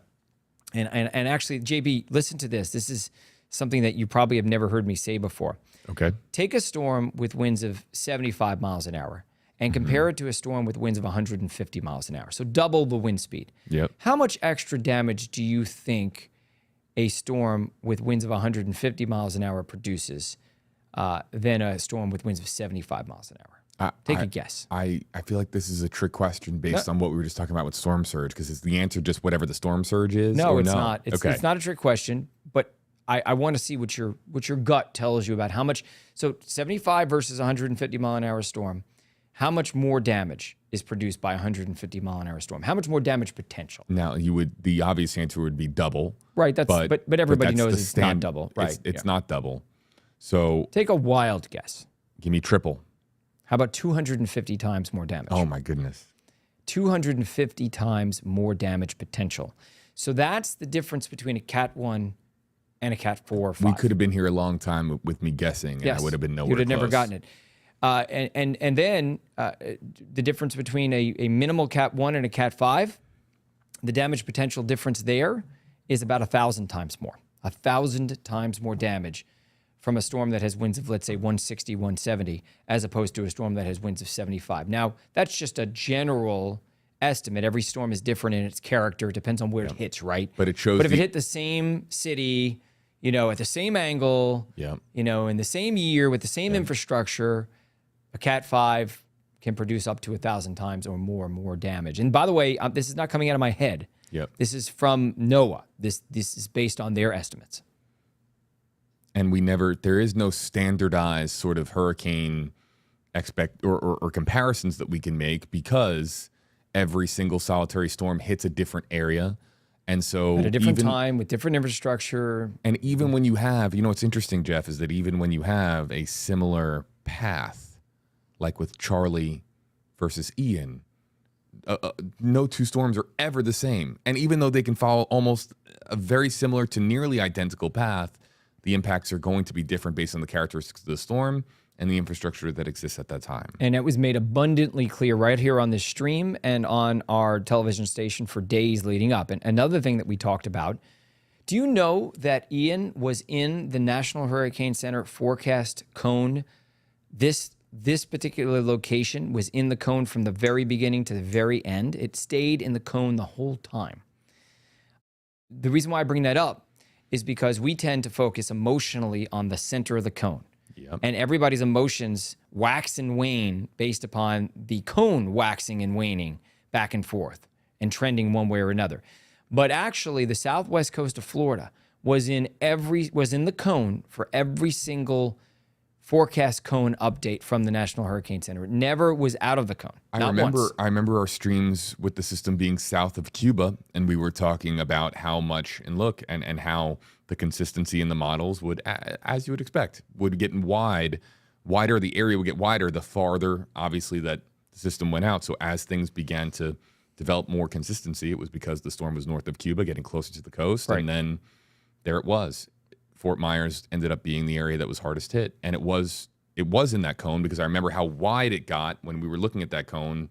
Really, Sunday, Monday, even into Tuesday morning. I bring it up because this is such a good lesson for us to learn once again, which is we tend to focus on the center of the cone. Even us meteorologists will say, okay, National Hurricane Center cone is shifted and the center is here.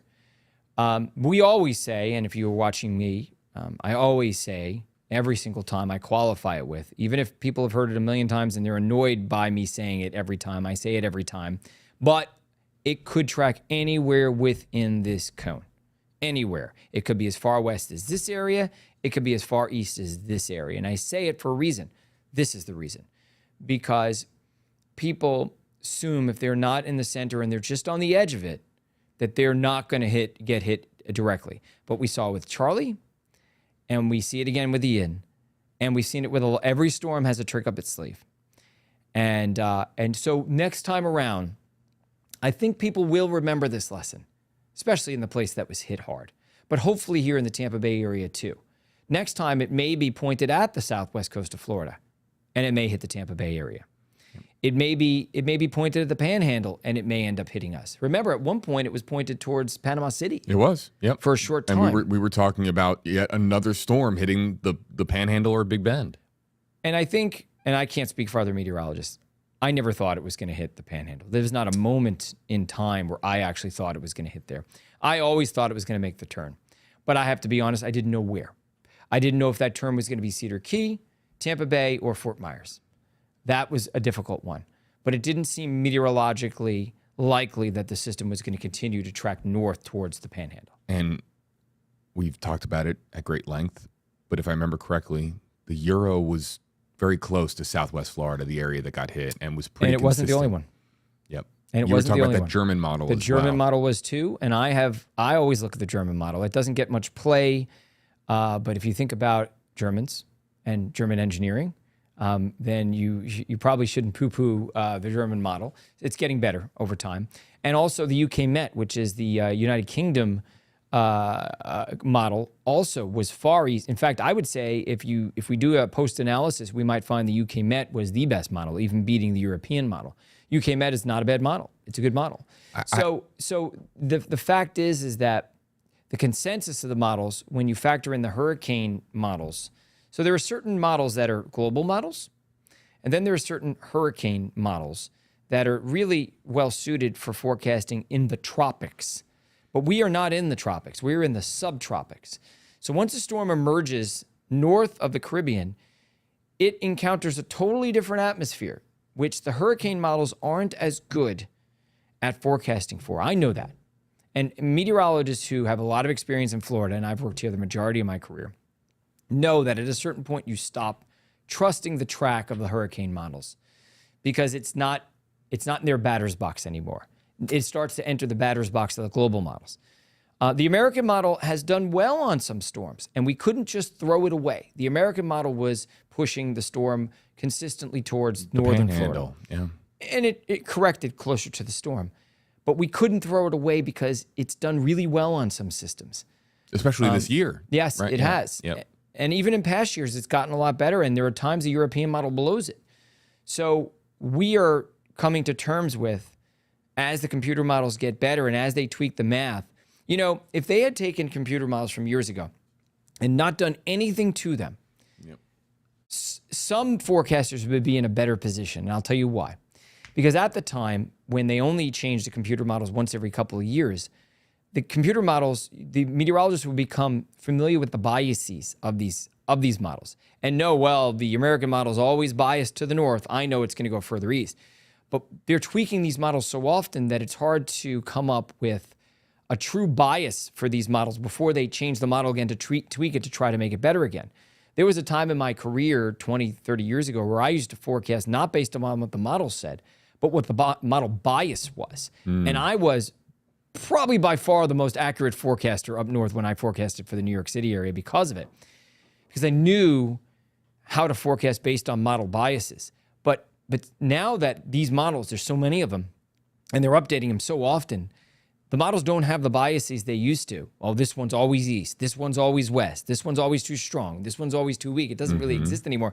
So it's become a little harder to use that forecast methodology. You know, a little bit of inside baseball, and I'm not sure the viewers are really that interested in the inside baseball, but there are multiple ways that you can become a good forecaster. And one of the ways is by using model biases. And the American model is getting better, and it doesn't have the same biases it had years ago. But in this particular case, it did not do very well.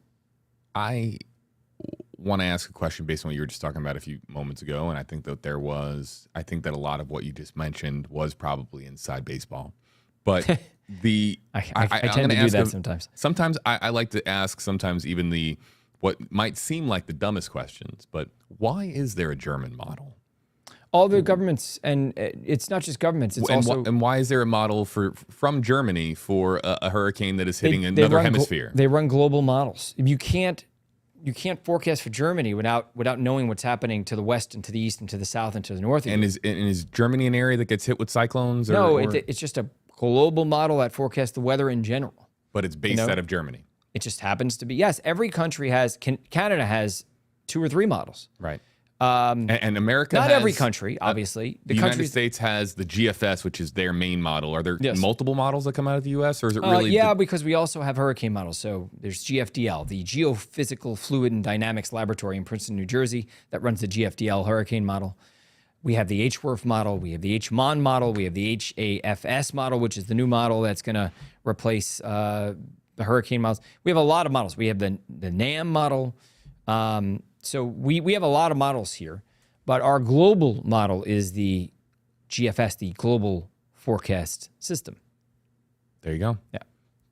Spaghetti models explained, folks. When you see the spaghetti models, there you go. You're getting a sampling of some of the models that we follow. They're not all equal to each other. And so when people look at them and they have the... Clearly, because that's why you need a always meteorologist. have a couple of those models that are just very bizarre outliers that just jet off to one area and they're not consistent with the rest. Right. And I try to, when I show them on the air, I try to remove the ones that are just not traditionally not great models.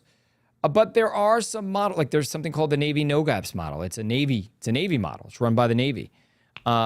So there are certain models that are pretty good sometimes and not good other times. And it becomes difficult knowing which exact ones to trust. We try to trust the consensus of the models. In this case, it clearly, there were 3 particular models that stick out in my mind. We talked about them that won. But you know what? Next time they'll lose. And so you want to rattle them off, the 3 that won? Is the European, the UK Met, and the ICON model, which is the German model. Okay. Yeah. There you go. So the UK, German, and Euro model. And the Euro model is just does that have a country of origin, the Euro model? The European Center for Meteorology. It's actually not a country. It's a public-private partnership. In Europe. Yeah. And where they're located, I don't know exactly. I think I used to know, but after days of not sleeping and Ian coverage, I can't remember right now. But yeah, and then again, the UK Met model is from the UK Meteorological Service. Let's reset for a second, if we may. Yes, JB, and I think I actually have a meeting I need to go to, JB. I might Okay. have to escape for a few minutes, and then I probably have to get ready for TV. Okay. Do you have an opportunity to answer any questions from our audience? Because we did want to do a live Q&A at some Sure. point. So I'll tell you what. Let me go to this meeting real quick. I'll come back, sit down for a few minutes. I'll probably only have 5 or 10 minutes though when I come back. Okay. Okay. So, folks, and so you'll be back in how long? Because I'll tell our commenters to be ready with questions and comments. That's up to our boss, but hopefully I'll only be there for about 5 or 10 minutes. So I should be back. good. I should be back here in about 10, 15 minutes. Okay. Okay, great. Sounds great. Folks, that camera, hello there to you. JB here with you live. We'll let Jeff get to his meeting as we plan our coverage for the hours and days ahead as we continue to monitor Tropical Storm Ian. So we do live Q&As in every episode of Tracking the Tropics, and we will continue to do so. However, let me remind our audience, somebody on TikTok was very extraordinarily kind yesterday, and they posted a TikTok video regarding our coverage, and they referred to me as meteorologist JB Biunno, or the WFLA meteorologist. I am not a meteorologist. I don't know how loudly I can say this without blowing your ears out, but I want to get this out there.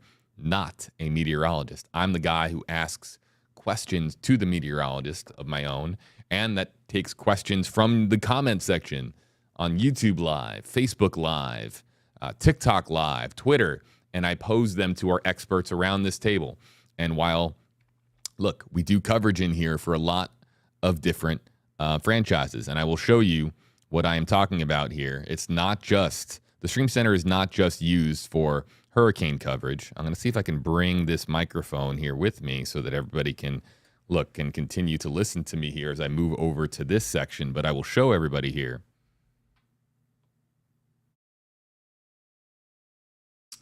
We also do news coverage in here on WFLA Now. And we have our weekly show about the Tampa Bay Buccaneers.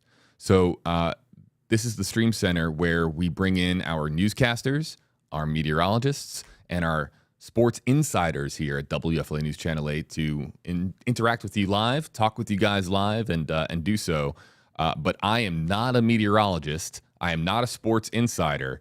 I am a newscaster, and I do understand, of course, the flow of the news in Tampa Bay and the state of Florida and really across the country. Of course, I'm following headlines everywhere, but I am not equipped to answer your science-based questions. I can answer the softball ones about Hurricane Ian, but your in-depth weather questions and comments on Tracking the Tropics, I am just not equipped to answer because I'm the guy that presses the buttons and the guy who also, too, provides you with news stories, of course, here in the WFLA Now Stream Center. Okay, so I'm sorry. That was just a very odd kind of rollover to show you guys exactly what this is built for and how we can best serve you. But I would like for our commenters now to start filing in their hashtag HeyJB and hashtag HeyJeff questions and comments, and we will be answering them. Meantime, let's also remind our audience that Eagle 8 HD is getting a fresh set of fuel and will be relaunching here momentarily. And as they do relaunch, we will be taking you to areas like Fort Myers Beach. Now, look, we're not going to go back to the same areas. We're going to try to hit some new areas. And look, I can relay our requests, your requests to the Eagle 8 team and let them know what areas we need to hit. So let me ask our audience right now on YouTube Live, Facebook Live, if you're hearing about areas that were really impacted by Hurricane Ian and you want to see that area, comment it in the comment section. That is something I can help you with because I can pass it along to our team. And look, if there's an overall consensus, if we have dozens of people saying, hey, look, go to this area. I'm hearing it is awful. It is a disaster zone. Go to this town. Go to this intersection. You won't believe what you see. Yeah, we can relay that. We're here for you, and we're here to serve our community as best we can. So if you would like to. So Michael's commenting Fort Myers Shores. We just did a grand overview of Fort Myers Beach, and Fort Myers. We might be showing a little bit more of Fort Myers with this next flight. However, I don't know how much we're going to stay in Fort Myers. I see Terry is talking about Bonita Springs. I'm talking about, Go Skip Rocks. How's that for a name? It says Cape Coral. I'm seeing Rosa say Cape Coral. And let's see.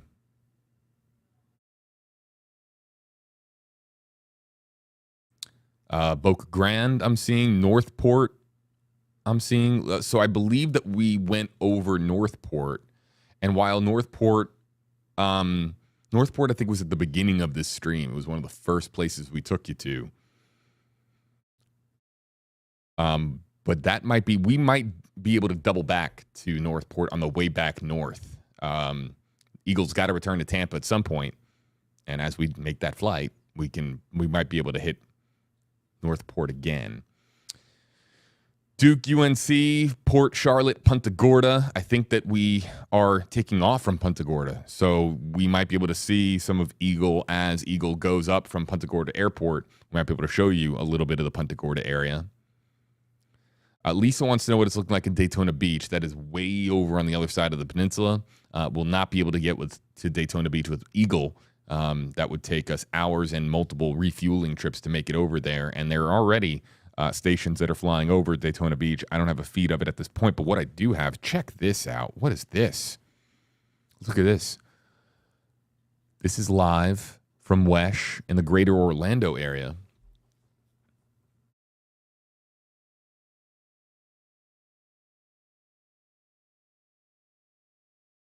And let's try to make sense of what we're looking at.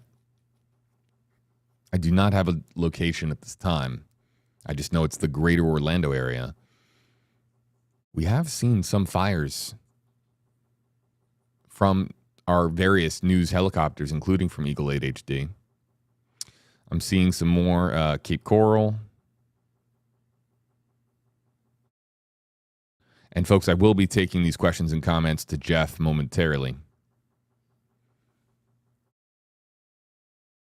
Dave A, #KGB, how are the hospitals functioning in Florida, both the physical buildings and the staffing levels? I hear that that hospitals are functioning and of course, doing what they can to serve their communities. I don't have any specifics on the hospitals at the moment.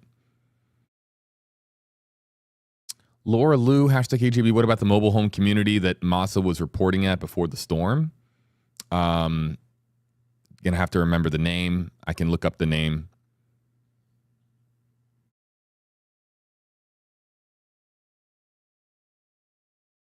As we look here at some more flooded areas of Central Florida. And when I look this way, folks, or this way, it's because on this screen over here, I'm waiting for Eagle to launch. So just a little bit of clarity. Mr. Vista, what's the damage report at Disney? They got some flooding, but as I understand it, they'll be able to go into their endless pool of cash and repair things pretty quickly. I hear that some guests had their, some interruptions to their stay, of course, and it wasn't ideal.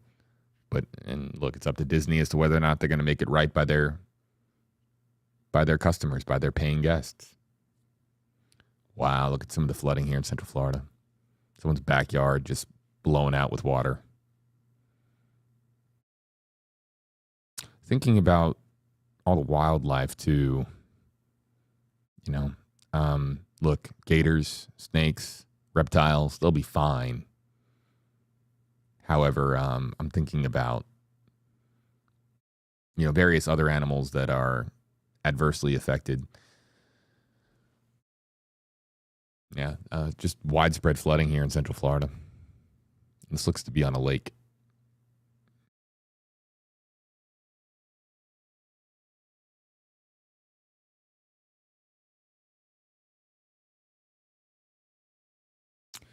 Terry Dean says Naples Park at Vanderbilt Beach, hundreds of mobile homes across the street from the Gulf. So okay, so let's start to write down. I'm going to pass this note. I'm literally going to pass this exact note to our team of some of the areas that they want Eagle. Oh, Eagle 8 HD is back up in the air. Maybe we can communicate this to Jim in the event that. Let's see this here. Hold on a second. Live from Eagle 8 HD. So, folks, here's what's going to happen.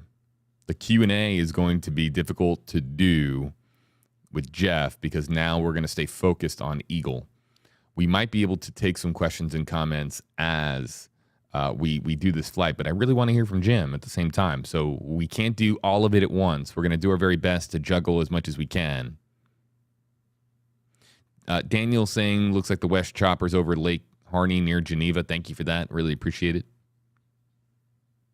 Let's bring up audio on Eagle 8 HD. Let me see. Hold on.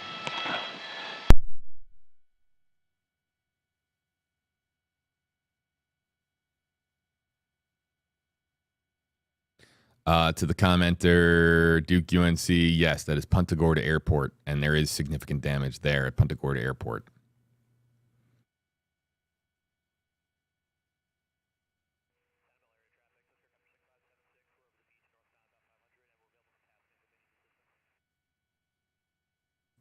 Eagle, this is JB. Do you copy? Yes, I have you, JB. Just trying to get an idea as to what your flight plan is. I have some commenters here as well that are very curious, and also, too, there are some areas that we're hearing about that were hit pretty bad as well. So just wanted to know what your flight plan is, Jim. We are trying to figure that out right now. Hang on real quick. I'm trying to make an adjustment here to my camera here. It's kind of all over the place for the moment. We know you just got back up in the air. Do what you got to do. Yep. All right, there we go. I think we're going to head out to Matlacha and Pine Island first because Amy from NBC News Channel told us that their bridge is washed out too. So that's another island community that's kind of being cut off. So we're going to go check that out.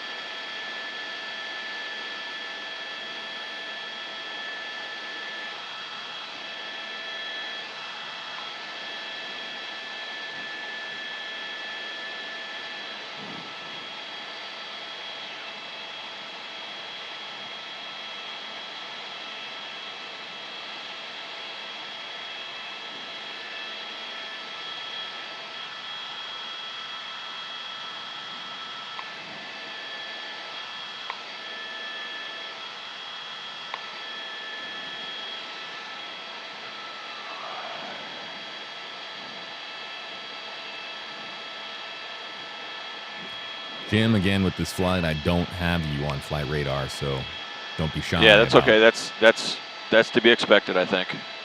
Don't be shy about shouting out some locations as to where you are located. Yep. So you're going to Matlacha. That was something that our commenters brought up quite a bit, Jim, as an area that they wanted you to check. Pine Island. Yep. Are we going as far south as Bonita Springs? Curious. Yes, that was our ultimate goal on this next flight.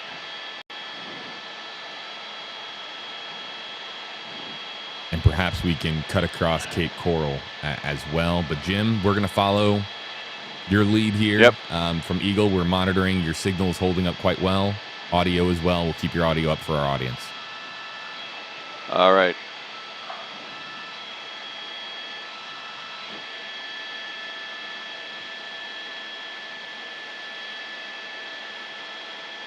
Our audience will likely, unless you've been in a news helicopter before, you will never know the level of multitasking that goes into being in a helicopter. You are juggling radio, you are juggling the camera, and you're juggling all those camera settings as well, in addition to also looking out of the vehicle, looking out of the aircraft to get a general idea, because while you're focused on the screen in the cockpit or in the passenger area of the aircraft, you're also looking out to see, just keep your head on a swivel to see what's going on out there. When I tell you I'm here with a lot of screens, I know multitasking.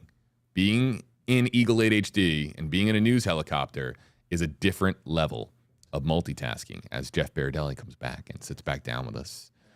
Just a couple of minutes here, few minutes, and then I got to actually be on air soon. So well, then this works out relatively well because what we can do is we can monitor Eagle 8 HD and also we can do a rapid fire Q&A with Jeff Berardelli. Only hashtag Hey Jeff for the next 5 minutes. And I'm not even going to animate them too much on screen. I am just going to just shout them out for Jeff. And we'll try to get through as many of these as quickly as we can. Sure. How about Let's that? do it. Yeah. I can give you 10 minutes. Till 4:25. I'm gonna get 11. I'm gonna You squeeze took one 11. more. I did. I saw what you did Yeah, there. I did. Yep. 4:25, and I'm getting you out of here. Okay. So, folks, hashtag Hey Jeff only exclusively for the next 10 and a half minutes. Okay. And we will of course get to as many of your comments as possible. Somebody really quickly, just very asking very nicely about my home. My home is in more central northern Hillsborough County. My home's doing okay. How's your home doing, Jeff? Fine. I live in a condo, so I'm also okay. As we listen for Jim. His mic is now open. We'll listen Matter of for fact, Jim. that the bridge might be dead ahead of us right at 12 o'clock. 11 o'clock, 12 o'clock area. You see it? Yeah. As we get to these questions, Wing and Prayer wants to know what's the forecast for Greensboro, asking about what's going on with Ian currently. I don't know if we're tracking too much of what Ian is doing right now. Greensboro, North Carolina. Yes, yeah, I would imagine too. Well, actually, so yes, of course we're tracking what's happening up there. And the worst of it is along the immediate coast. But I want to see what the latest JB, update where we're is coming on up how on much first rain. will be actually where we're going to be flying I'll tell over you. right now is part of Cape Coral. Cape Coral. But we're going to be heading toward Matlacha Isles. Matlacha Isles. And there's a bridge that connects to Pine Island, which has got Bokeelia, St. James City. So but we're hearing that the bridge to that island might be washed out as well. So we're going to go check that one out. JB, the answer to Greensboro is, probably as much as, 3 to 6 inches of rain. But the winds will be much weaker, maybe some isolated tornadoes, but doesn't look like a big impact event inland. Okay, let's continue to go through them. Hashtag Hey Jeff. Mr. Anderson, hashtag Hey Jeff. Is there any estimate on when the flood water around Orlando will recede? It's going to be a very gradual process. I guess it depends upon where you are. Luckily, the ground in Florida is better than most places at absorbing water. So, unfortunately, it's been saturated. But I would imagine most of the high water, at least, will recede over the next week, and really, it should be the next few days. Mr. Vista, hashtag Hey Jeff. Do you advocate for more money to be spent to improve the American model? Well, there is going to be a lot of money. There was a lot of funding in this recent climate bill. They say it's not really just a climate bill. There are lots of stuff in this bill. But in this recent climate bill, NOAA is, and don't quote me on this, but I remember I actually did a whole thing on TV about it. It's been a while. There was hundreds of millions of dollars from NOAA. In fact, they're buying a brand new hurricane hunter. That's one thing they're going to do. But they are going to be putting money into computer models as well. So yes, I can't say I advocate for anything specifically. NOAA knows best where they're, where they need improvement. And there's a lot of money coming to them now with these bills that have recently passed through Congress. I just want to pass this along really quickly. Jim, you got me? Yeah, I got you, JB. Really quickly, Gary on YouTube Live says that North Fort Myers off of 41, that there was a ton of trailer parks up there on the way to Pine Island as well. And also, too, can you update us on your current location? Right now, we are actually coming up on Pine Island. This is Matlacha Isle. This is the bridge over to Pine Island, and we had heard that it had suffered some damage as well. So we're checking that out, but definitely some damage in the area around the bridge. The road's definitely blocked, so nobody can get by, but that whole area is cut off at the moment. You can see that when humans build infrastructure in a certain way, the water finds its way around it. and the damage is worse. Oh, kind of there, on the yeah, edges. yeah. JB, look here. See, this is the road. This is the bridge here, but the road to the bridge is washed out right here. Wow. Let me check down this way. Yeah, it's washed out right here. Crazy. I mean, so they've had a washout as well. So they're cut off. This whole island is cut off. I can't say that I've seen that happen very much. Oftentimes these storms carve new passes, if you will. Unreal what we are seeing on our screen right here. What is that right there? Oh, okay, that's just some current. Let's go to Screw, #Hey Jeff. If they were to dredge the Gulf deeper along the more densely populated areas, could that help cut down future storm surge? Well, yeah, you yes, can see, JB, I don't know if you can see this, but this is where a bridge or a roadway should be. But the storm surge just completely washed that bridge out. And if there were any buildings, I'm guessing that there were buildings alongside of that roadway. They're gone. Yeah, you can see pilings here, like where something used to be. But there's nothing there now. Unreal. I'm sorry, Jeff, continue. You know, it's a good question, and the question is based upon the fact that the Gulf is a very gentle and shallow slope, which makes storm surge a whole lot worse on the west coast of Florida than it would be on the east coast of Florida. I mean, I have to say it's got to be at least 3 times worse on the west coast than it is on the east coast. So the question is based on, well, if we make it deeper, can we improve things? I mean, it's a great idea, except there's not enough manpower in the world to make it deep enough over a large enough section of the west coast to protect us from storm surge. So in theory, it's a great idea, but there's not enough money in the world and there's not enough manpower in the world. You know, there are a lot of suggestions about what we could do to kind of deter hurricanes or, make them weaker or whatever it is. But it also would take tremendous amounts of, hurricanes are so powerful. We don't have nearly enough resources to really do much. I have a question here that could spawn a 30-minute conversation, but let's try to do our best. I'll make it 30 seconds. Here's an example right here where a home has been completely destroyed. The home next to it appears to be okay, but it's actually leaning. Wow. It's fallen off of its foundation, and I don't know what's holding it up, but it's definitely not safe anymore. There are not enough contractors in the world to do the work that needs to be done in a timely manner to put the pieces back together again in this part of Florida. Maybe I can get you down to one sentence with this response. Martha Woodworth, Martha. #KJB, an economic question. Do you think that there will be a lot of people moving out of Florida and fewer people moving to Florida? For about 6 months. I mean, people have a very, very short memory. Very short-term memory. I happen to agree. I think that there might be, but the insurance issues are going to cause problems. I mean, it's going to be harder and harder over time to be able to rebuild in these places because insurance companies are just not going to issue policies and mortgage companies are just not going to issue mortgages. That is the big challenge that we face going forward in the coming decades as sea level continues to rise and storms continue to get bigger and bigger. These insurance companies can't afford the exposure. They exit the state. So then Citizens has to take over. So the real question is political, right? How much can Citizens take on and how much are we willing to pay as a population here in Florida to be that insurer of last resort? Again, this is a last call. You got 90 seconds. Type fast, folks. You only have 90 seconds for the last question. This area is known as Matlacha in Leigh County. This is just outside of Fort Myers on the approach to Pine Island. It's a little fishing village. Really quickly, Haley wants to know, could there be a plan to reinstate mangroves, et cetera, to mitigate flooding? Joining us from the UK is Haley. It's a great question, and it is happening on a very small scale right now.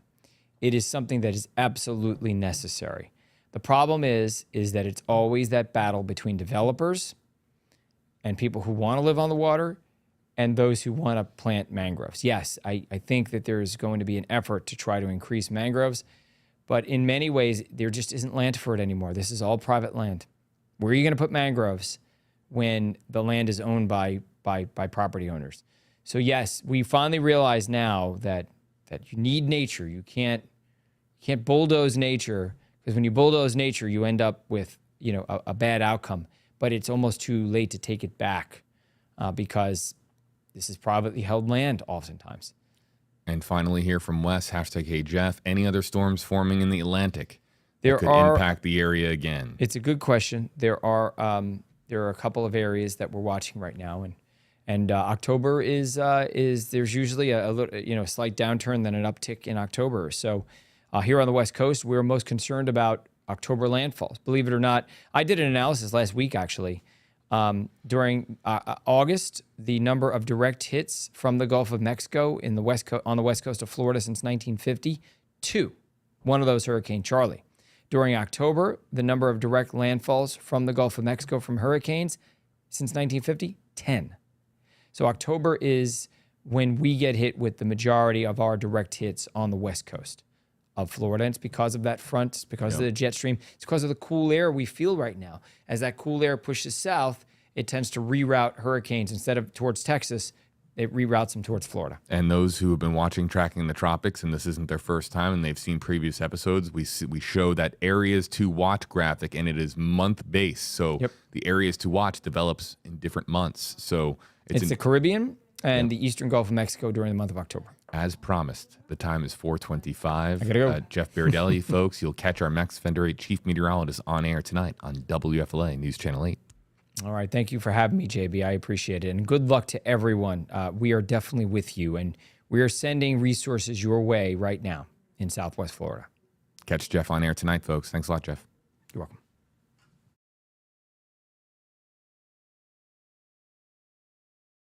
welcome. Let's see where he's going.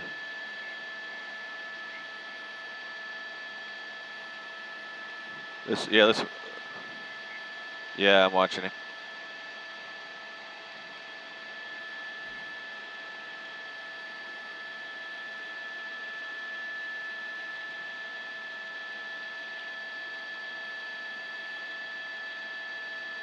To the audience joining us, asking us for flights over Sanibel, we did.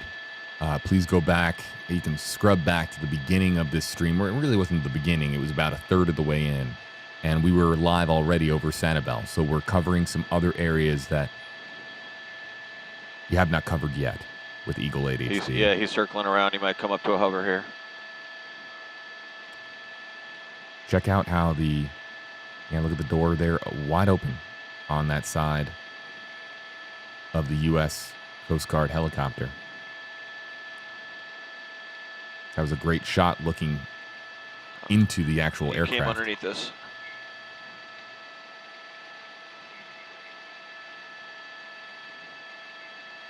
There he goes. Yeah.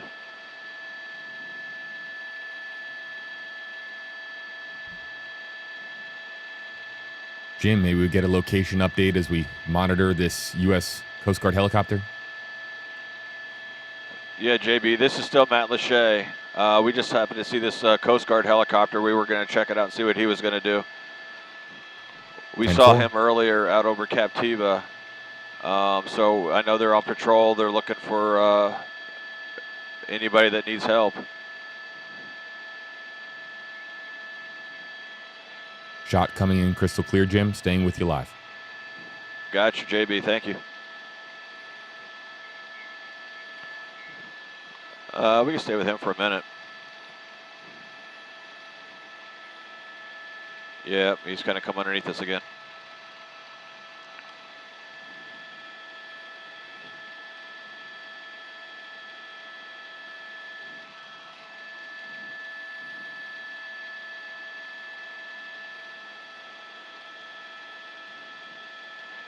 Yeah, JB, we're just going to stay with him for a few minutes just to see what he does.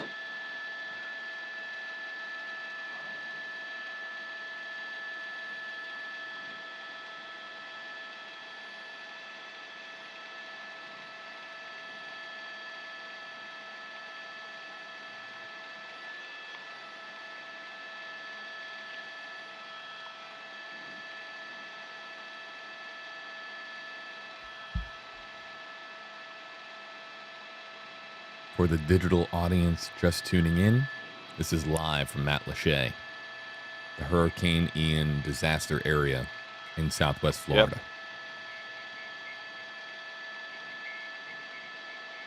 Yep.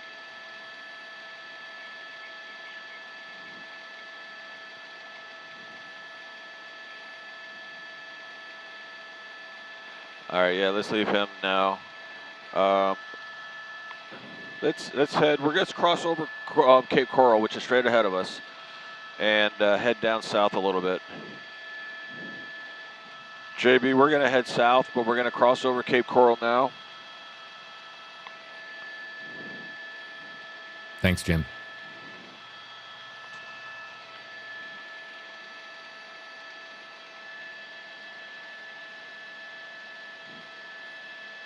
I know a lot of folks have been requesting a Cape Coral flyover. If you have any friends, family members that are in Cape Coral, this is a good opportunity for us when we shout out the names of towns or cities that are going to be shown next. It's a good opportunity if you want to text somebody that you know, share this on a social media account to let people know that that is coming up next. So we're about to do a flyover of Cape Coral, Florida.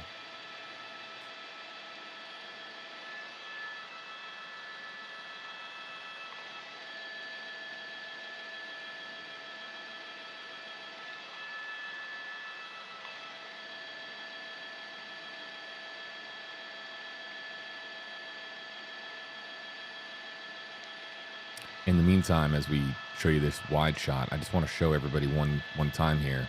Look at how the conditions have improved in Myrtle Beach. Very different than what we showed you a short time ago. Roy, start heading toward your 2 o'clock position there. We'll head that direction. Roy, the pilot today for Eagle 8 HD.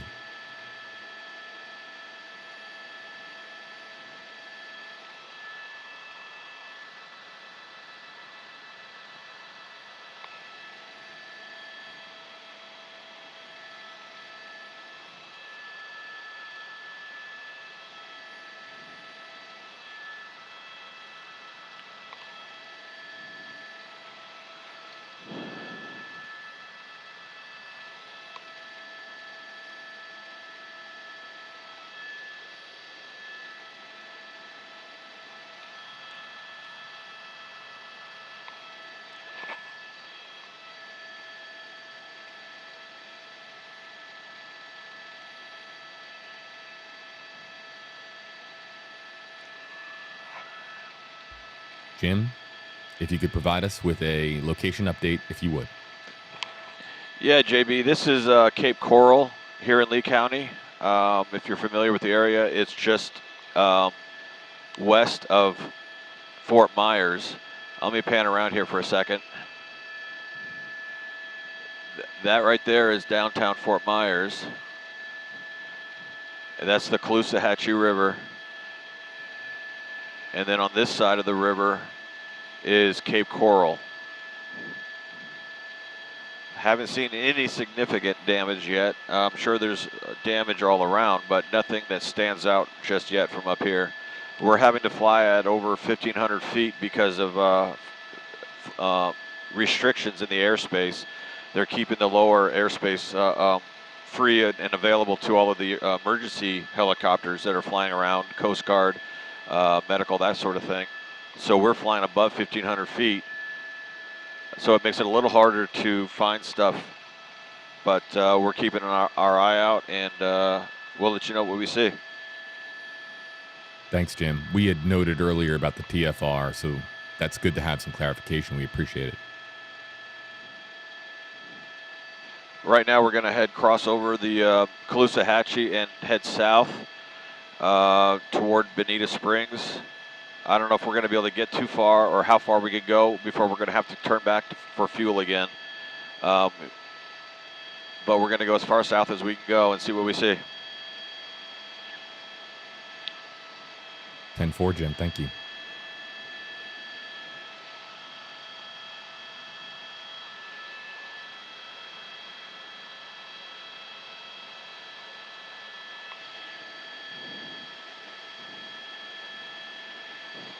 Yeah, I got you, George.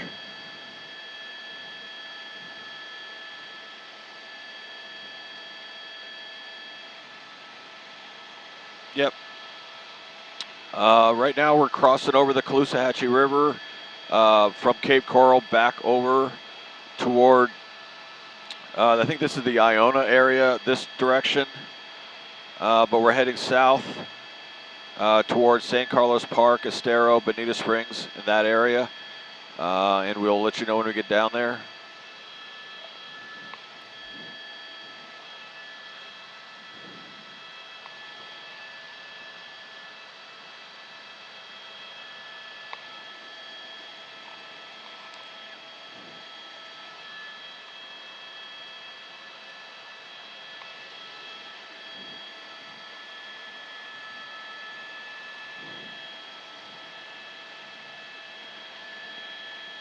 Yeah, and if we look this way, JB, if you can hear me, this would be the direction heading toward Fort Myers Beach.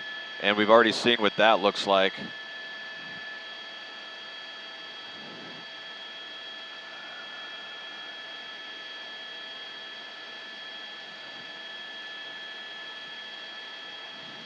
Luckily, the bridges to Fort Myers Beach seem to survive.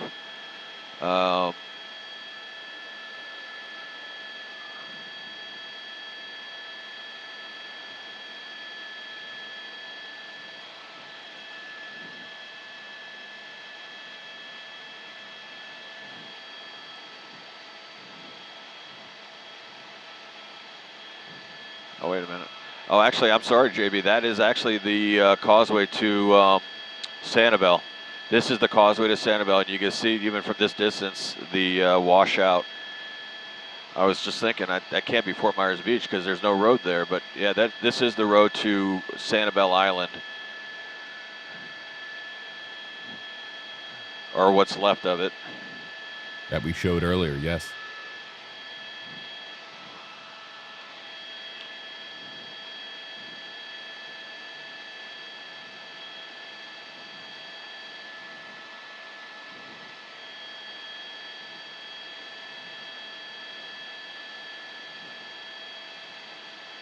And then if I come this way, JB, this is where Fort Myers Beach is out here.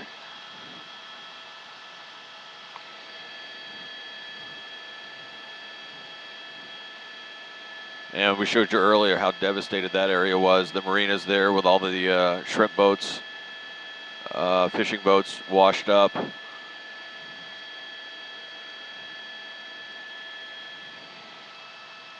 But we're going to head down along the coast a little further and see what we see.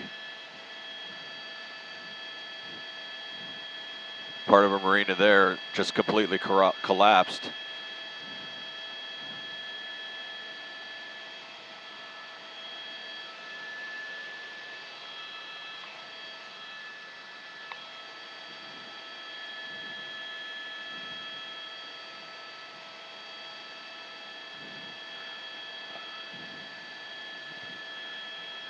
I have a friend that has a house along the beach here in Fort Myers Beach, and I heard that the house survived, but the water was so high, and this is the house on stilts.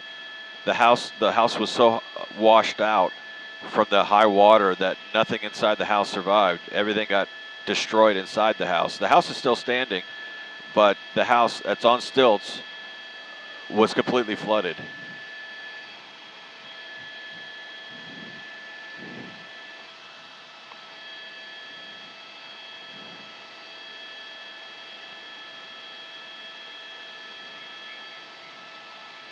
Yeah, let's check this bridge out. This is one of the ones that connects the islands here. It looks okay, but it appears they're keeping cars off of it. Yeah, like they might be doing inspections. They're gonna have to inspect all of the bridges to make sure that they're safe to drive over. Take a look at the boat underneath that bridge there. You can see somebody standing and. But I don't see any cars crossing this bridge right now, so they'll probably have it closed until they can deem it safe.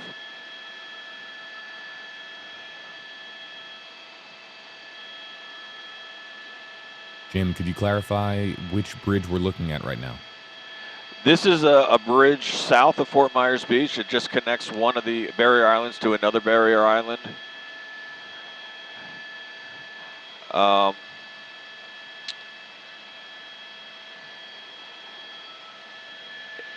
It looks like it's connecting to Big Hickory Island to the south.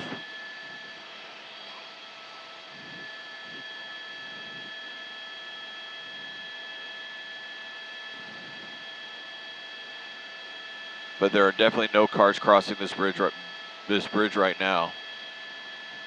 I saw somebody under the bridge. I'm not sure if that's them inspecting it or not, or somebody else.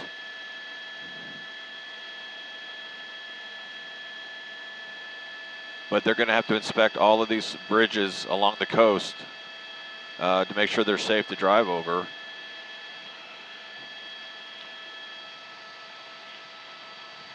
And I know along this stretch of coastline, there are several of these connecting bridges. There's another, looks like a law enforcement helicopter doing their recon. Looking for anybody that needs help.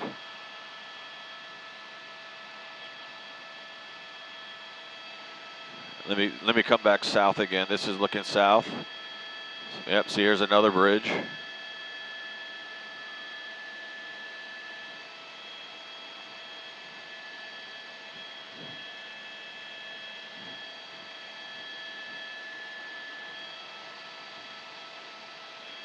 Jim, I just have to pass along that our comment section is sending words of appreciation and thanks for all the work that you're doing up there. Some very kind comments. It's my pleasure. I'm happy to be up here for you guys. It's unfortunate. It's under these circumstances. I mean, nobody wants to see this. This is awful to watch and see for these folks down here. I used to live down here. I worked in the Fort Myers area for about 4 years. And I'm very familiar with this area, and this is just really sad to see what they're going through down here.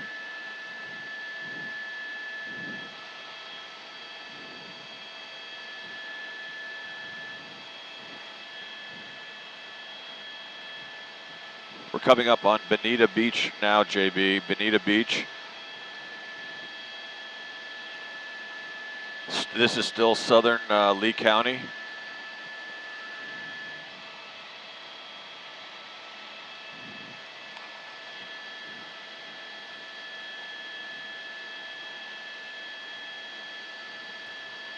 And for our commenters, we are now also approaching North Naples as well. I have seen some comments about Naples as we lose signal here with Jim momentarily.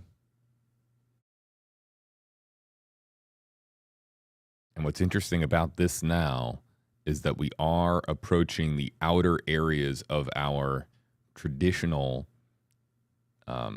coverage area as far as being able to maintain a connection with Eagle. Eagle is a far ways away from the Tampa Bay area now, and as we get farther and farther away from Tampa Bay, it is more and more difficult for us to maintain a signal. So here I am talking about how we're now getting closer to Naples, and the signal cuts out, which, again, is a reminder of that the range for any news helicopter isn't infinite. There is range limitations, and we might be on the fringes of our range limitations. Let me just radio to Jim. Jim, this is JB. If you can hear us, we have lost signal. Your shot is now frozen. We have lost video and audio from Bonita Beach.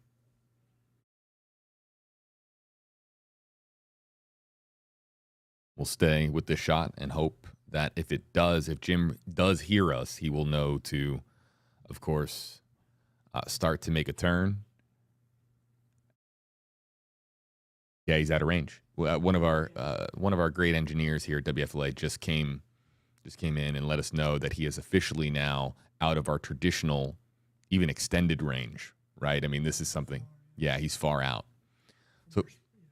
So to our audience listening in, we're hoping to get Eagle back here momentarily, and we will try to bring you back to the Hurricane Ian disaster area. Wait. And I hear an update. And now, see, the signal is going to be intermittent from this point forward unless Jim continues to move more north.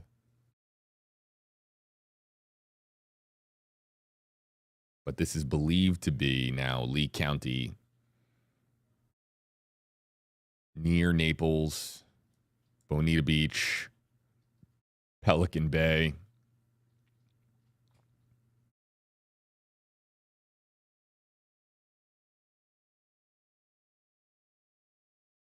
As we check in with our audience, JB here with you live, everybody in the Stream Center. And look, we're getting some signal back. Let's go back full screen, everybody. And as I go back full screen, of course, some additional signal breakup. Our team is communicating with Jim and letting him know that we are on the washed up into the mangroves. Outer section of the range that we normally will transmit with or transmit from.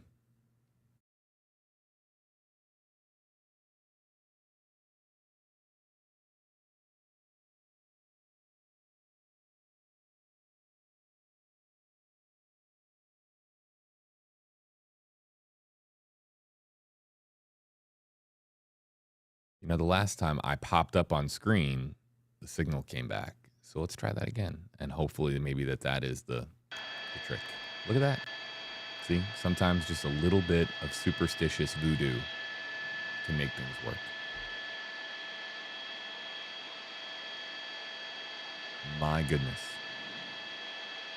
A house where you can barely... I'm not sure if that house is floating. Barely see. Yeah, and Jim is reading my mind. Not sure if that's floating or if that is a standalone property where it would originally have been. It appears to be a home that might have been removed from its foundation.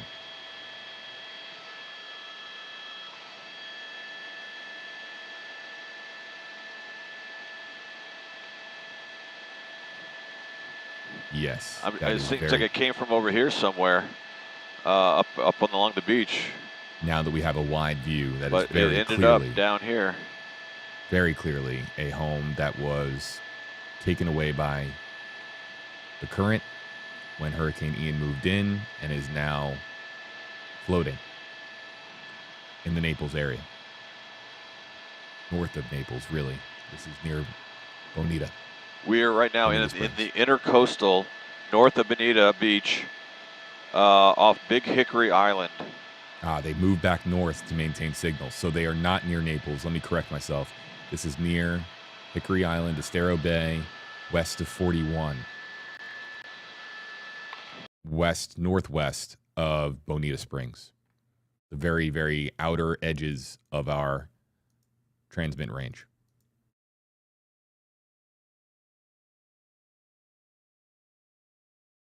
And clearly, Jim has received comms from us here at WFLA to trek more north because he is more north than he was originally heading. He was trying to make it down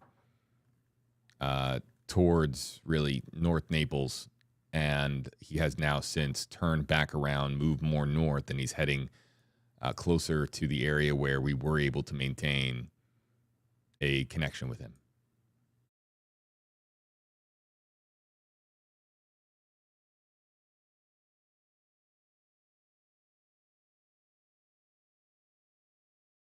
Maybe third time is the charm.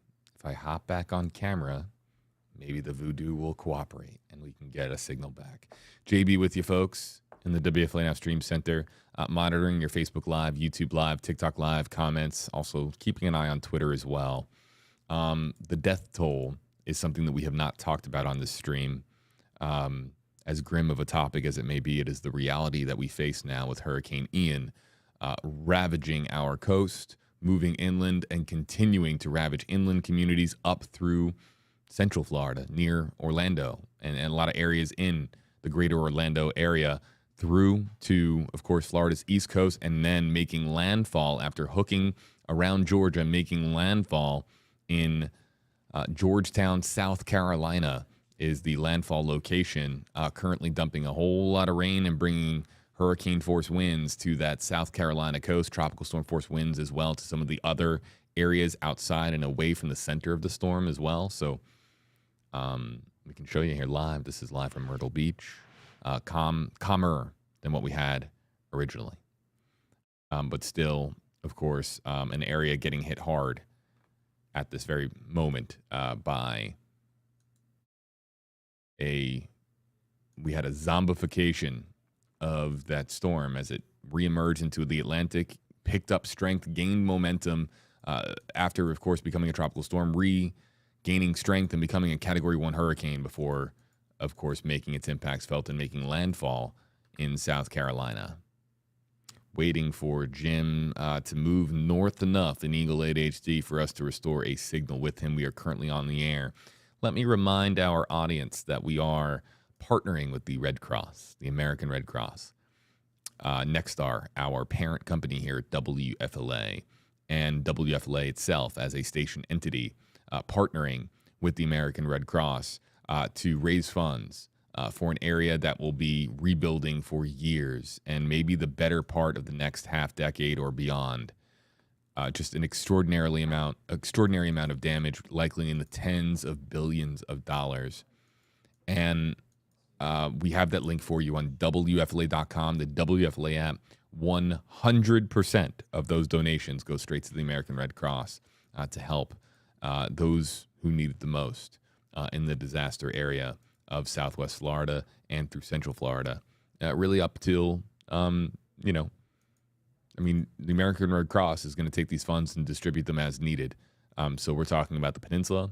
We're talking about South Carolina, too, potentially, if there are folks there that are going to need our help as well. So reading your comments.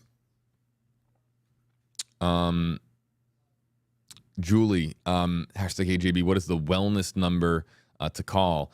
There is a wellness check number, but it depends on your county. So I can look it up by county, but I need to know what county you're talking about. But let me bring it up on my phone here, and I can read it out for you. That way, that let's go with Charlotte County, and hopefully that's the one that you're asking about, Julie. But I'm going to read off as many as I can. Let me get this out there. Food and water distribution locations, Charlotte County, at the Charlotte Sports Park, which is 2300 L Jobian Road, 8 a.m. till 6 p.m. The call center number for Charlotte County Emergency Management, 941-743-1320 or 941-833-4000. Let's go to Leigh County. Considering those counties are the two by far that are the hardest hit. Leigh County, it's taking a moment to load here, folks. Please give me a moment. Our moderators as well. This is a great opportunity for our moderators to help out if there's specific commenters asking for those phone numbers. For the Leigh County Sheriff's Office, you can request a well-being check at 239-477-1000. Hopefully that helps.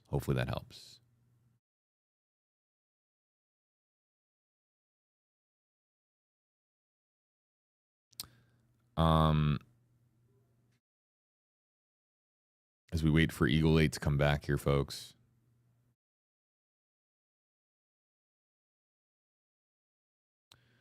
Jim Burgess, hashtag AJB, if possible, please ask the air team to fly over North Fort Myers, Buccaneer Mobile Home Park and Lazy Day Park beside it.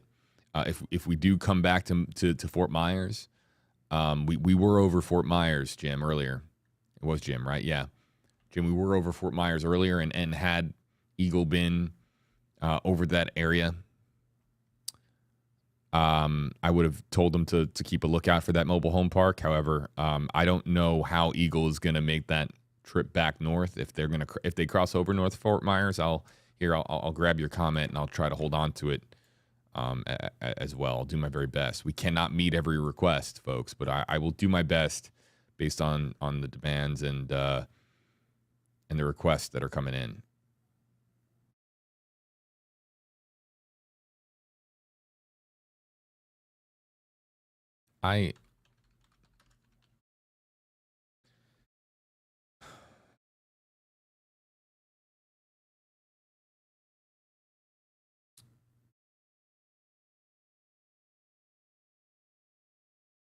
So somebody was asking for help, and I in our comment section, look, if there's anybody that is experiencing this and they saw their home or their entire way of life completely demolished and devastated by this storm, I just want to let you know that help is always available, and that if you're having a crisis and you need someone to talk to, you're not alone. You're never alone, ever. You can call 988. That is a lifeline number that you can call or text, chat with, and someone will help you. There will be somebody that will take that question or that call and talk to you and make sure that you are okay. I'll do my very best here too. If there's anybody out there that is having difficulties, accepting that this is reality. Okay. Other commenters, and we're trying to get to some others. L. Jordan, #KJB, please repeat how we can see the flyover on Sanibel. Yeah, just it was earlier in this video. I can give you a rough timestamp. It was approximately 2.5 hours ago. Yeah, about 2.5 hours ago, we were over Sanibel. So I can't give you the exact timestamp because I think the video is still processing. So I can just tell you that it was 2.5 hours from this point. We were over Sanibel. So if you're on YouTube Live, I don't think you can on Facebook, but on YouTube Live, you can kind of rewind, go back in time travel a bit, and go back to 2.5 hours ago and find that moment when we were over Sanibel Island.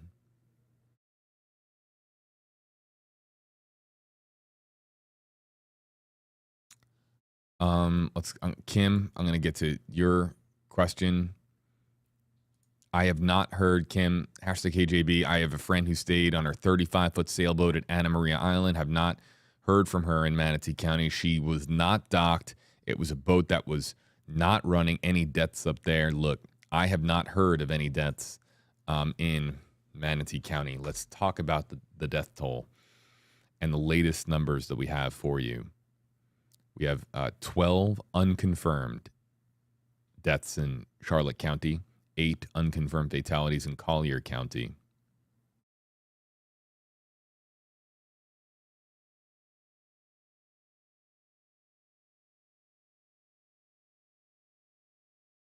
One confirmed in Polk County, inland.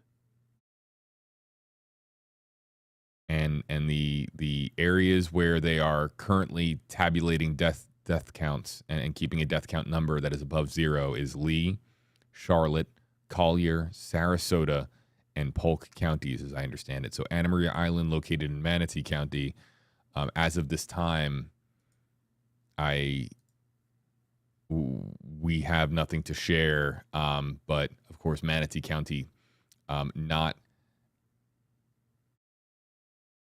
got hit, but not nearly as bad as Charlotte or Leigh counties.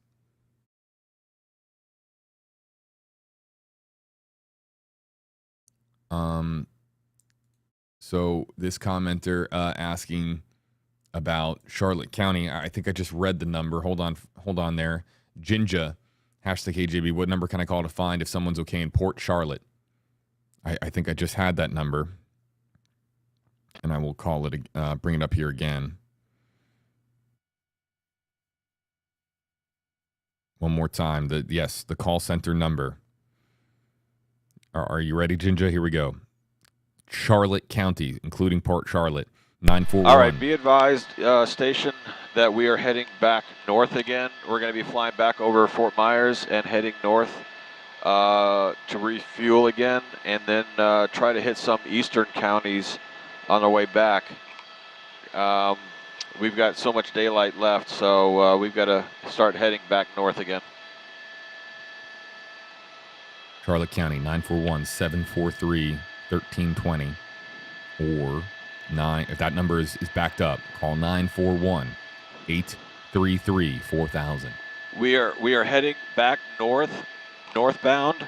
We will be heading back over Fort Myers, northbound, over North Fort Myers, and then on to Punta Gorda Airport. And after we refuel, we'll head east and try to get some areas along the Peace River, Mayaca River, out toward Wauchula if we can, and then start heading back toward the station because we're going to be losing daylight in a couple hours here, and we need to get back before it gets dark.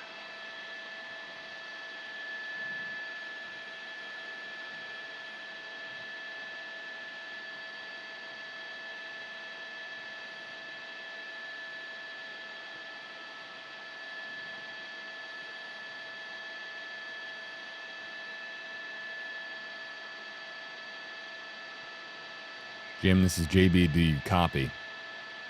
I got you, JB.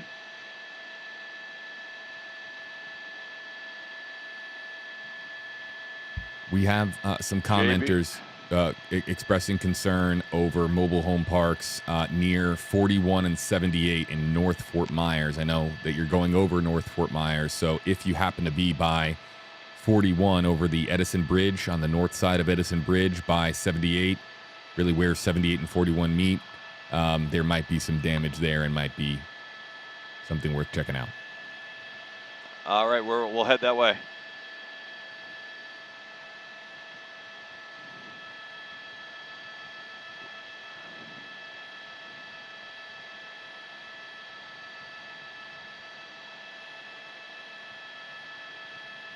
Again, to our audience, we cannot meet every request, but as I told one of our previous commenters, that Rory, you're going to cross the bridges over downtown Fort Myers, north of downtown Fort Myers up there. We'll go that way. As I mentioned to our audience, we cannot meet every request, but that was a request that lined up with the path that Eagle 8HD is currently traveling on, so we might be able to check that out for our previous commenter. Again, just trying to do our part here and trying to be part of giving you guys answers and not, of course, just flying over the area. If we can fly over an area that somebody has tremendous concern about, we're doing our very best. Hey, JB, do you copy? Jim, I got you. Yeah, definitely. One of the things we've noticed is that, let me see if I can iris up a little bit, is that a lot of the newer homes built within the last 30 years post Hurricane Andrew seem to do pretty well, which means current hurricane codes, building codes that went into place after Hurricane Andrew have seemed to have worked and done a lot of good. We've flown over a lot of neighborhoods and haven't seen a lot of damage to a lot of the newer homes, which is a good sign.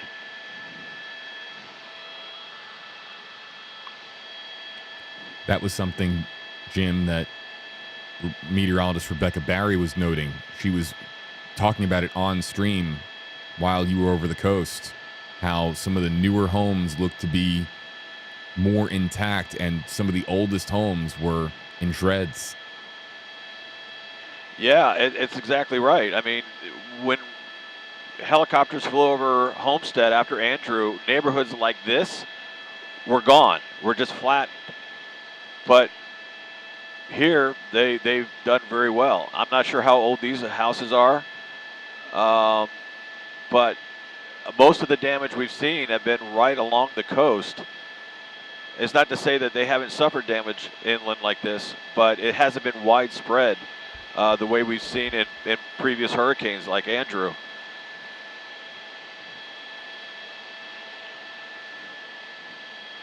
And I mean, I lived down here during Andrew. This is where I lived, and I can tell you this whole area has grown incredibly in the 30 years since Andrew. But no, all of those homes are up to current building codes, which is a good sign. I could definitely say that the areas that are being hit the hardest are the mobile home parks. I'm going to try to look into some of the areas where I know there are older homes, some of the older neighborhoods of Fort Myers, like these here. and you'll probably notice some more damage, but not as significant as along the coast, definitely.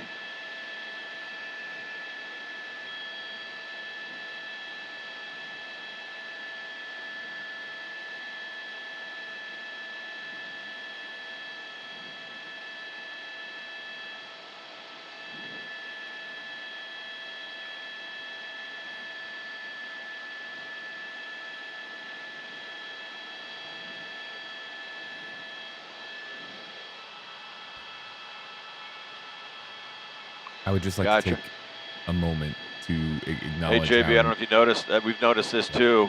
Anywhere where there's a gas station open, you've got long lines of cars waiting to get gas.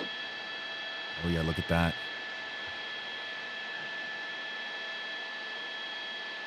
Jim, how long would you say that line is? Oh, this one, is not very long, but if you multiply this by every gas station that's open, I mean, right here, you've got this line of cars right here for this gas station. But then up here, there's another line of cars for another gas station. So every gas station looks like this right now. At least the gas stations that have power and are able to pump gas.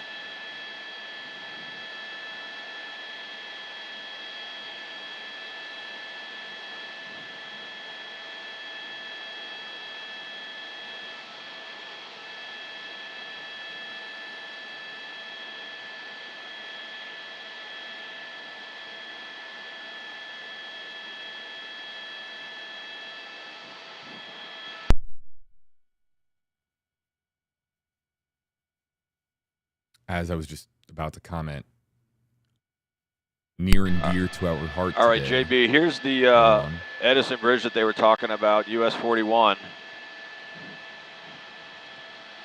So we're crossing over into North Fort Myers now. So we'll keep an eye out for the areas that you were telling us.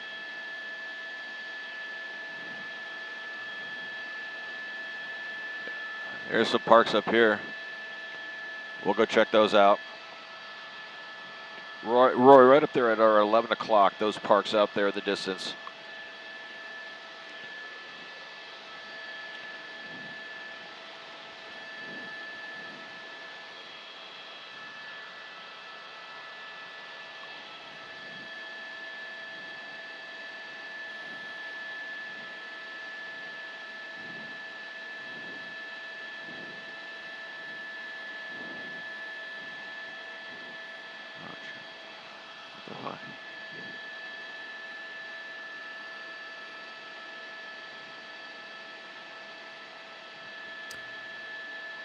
Sandy Hyatt, hey JB, in our comment section, did he fly over Pine Island? Yes, that was previously in our coverage.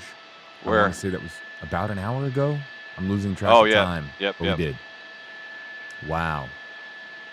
So we had a commenter by the name of Jim talking about the mobile home parks off of 41, including a mobile home park by the name of Buccaneer Mobile Home Park. I'm not exactly sure which one this is, but I will try to get a location. Give me 1 second. Hey, Jim, these mobile homes that you're looking at, is this west or east of 41? These are west of 41. This is US 41 here looking north. There's other parks out here on this side too.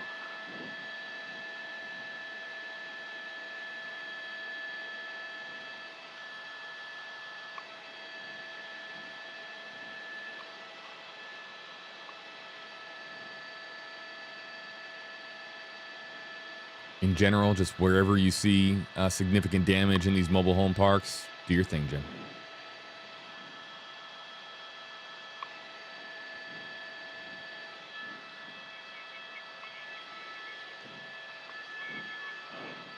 Where?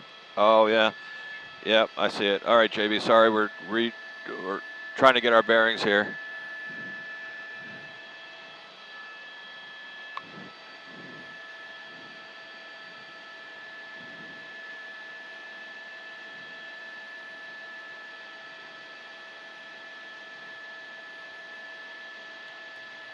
Some significant damage here to the mobile home parks off of 41. north of the Edison Bridge in North Fort Myers.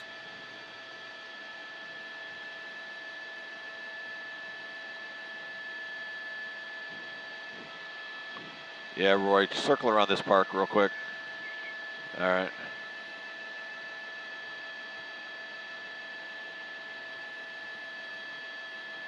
Yeah, this home right here, just the whole front side of it's gone.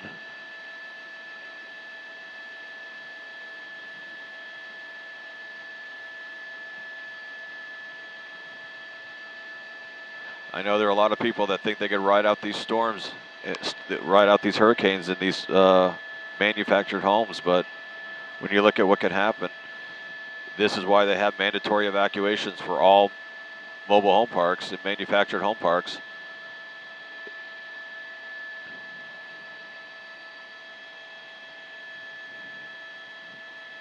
Some survive, some make it, and some don't.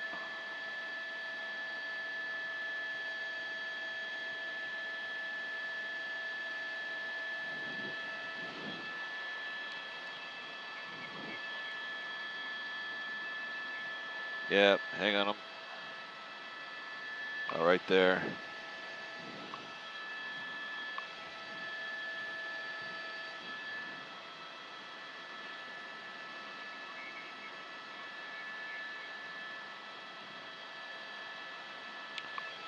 Yeah.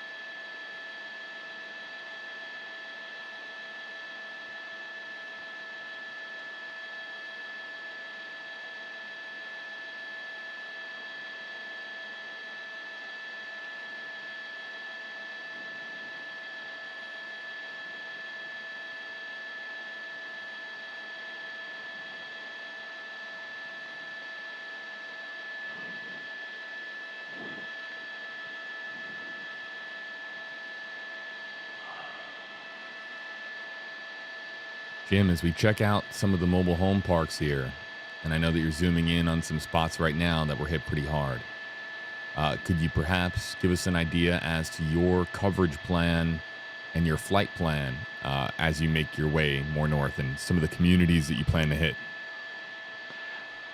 Well, right now we're over this park in North Fort Myers. We're going to make this one last orbit and start heading north back toward Punta Gorda. We're going to head back to the airport to refuel again. And then on our way back to Tampa, we're going to try to head out to some of the eastern communities and check out some of the damage we've heard about out there along the some of the rivers. I heard Wauchula had some really bad damage. So we're going to see as much as we can get before we lose our light. And that's sort of what we're planning to do right now. But our next objective is to get fuel again.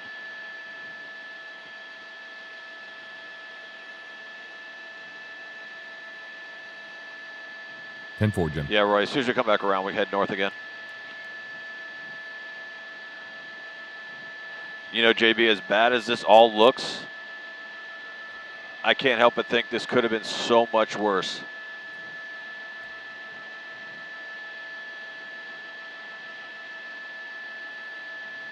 I've been thinking the same, Jim. But this is devastating, though, and this is going to take a long time to rebuild. But you know, I know this area well, and they will bounce back. It will take some time, but they'll come back.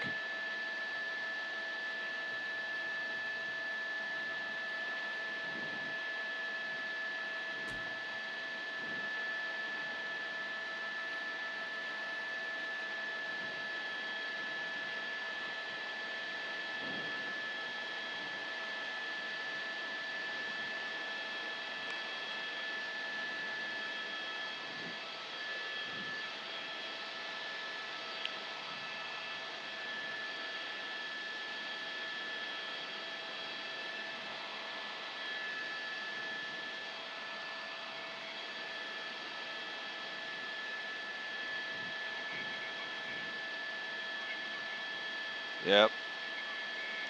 Yeah, JB. I mean, this is a perfect example. Look at this neighborhood here, and I can only assume that this is new building code construction,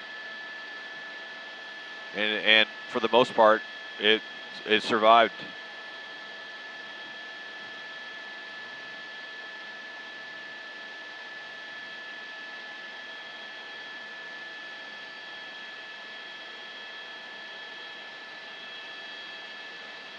I think it's fair to say, Jim, that the more north and the more inland you go, the less that you find those significantly impacted areas, the ones that look completely devastated. Oh, definitely. Yeah, yeah. You could tell that the way the storm went in. I'm not sure what the exact path was, but if these homes were on the north side of the storm, I mean, they were still going to have the. I mean, no matter where they were, which side of the storm they were on, they were getting heavy winds. So these homes took a beating in that storm, and a look at them, they seem to be okay for the most part. I'm sure they've got some sort of damage. I'm sure everybody's felt it some way, but it's not the destruction that we've seen pre-Andrew.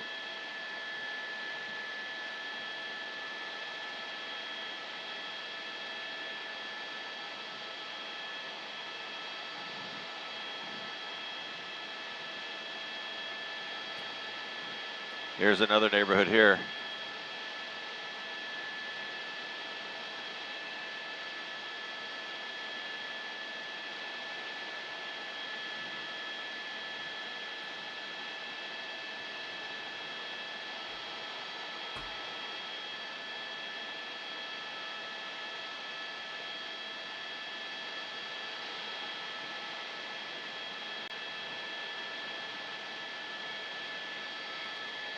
Where?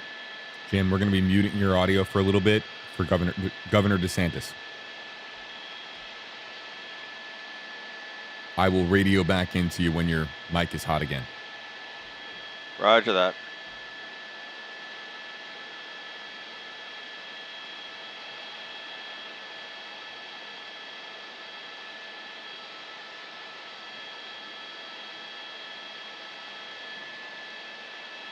Oh, I think that was the one that we flew over earlier.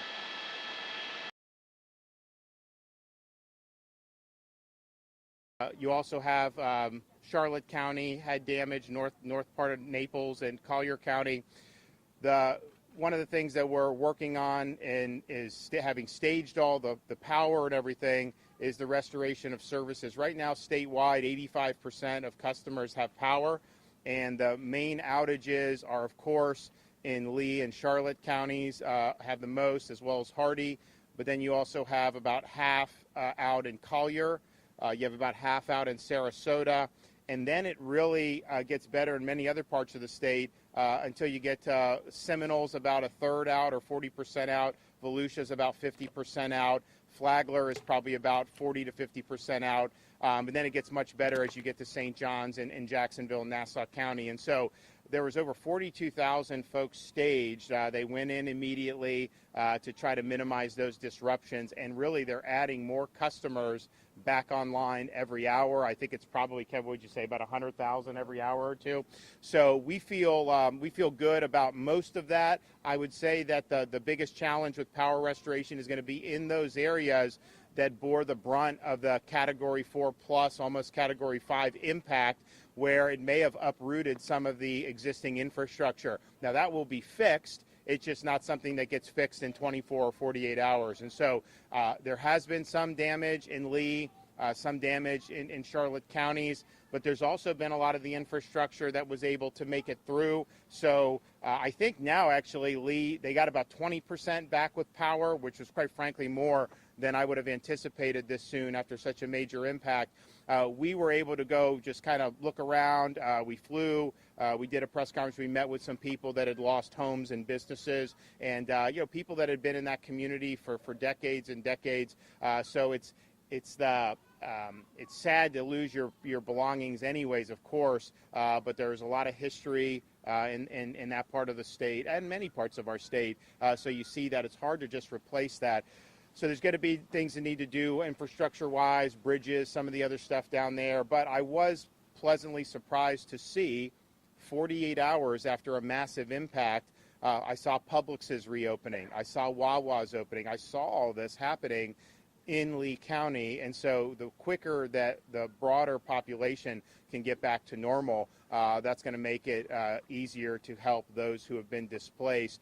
We also toured over in Central Florida with the Seminole County Sheriff's Office, some of the flooding there. And I can tell you what we saw in Central Florida was more standing water than what we saw in Southwest Florida, where the big storm surge came in. It's just because of the way they have the Caloosahatchee, the inlets. I mean, the sand. For whatever reason, that really dissipated over the last 24 to 36 hours. You go in places in Central Florida, there's a lot of standing water. Some of these places, had water still up a couple feet on some of the homes.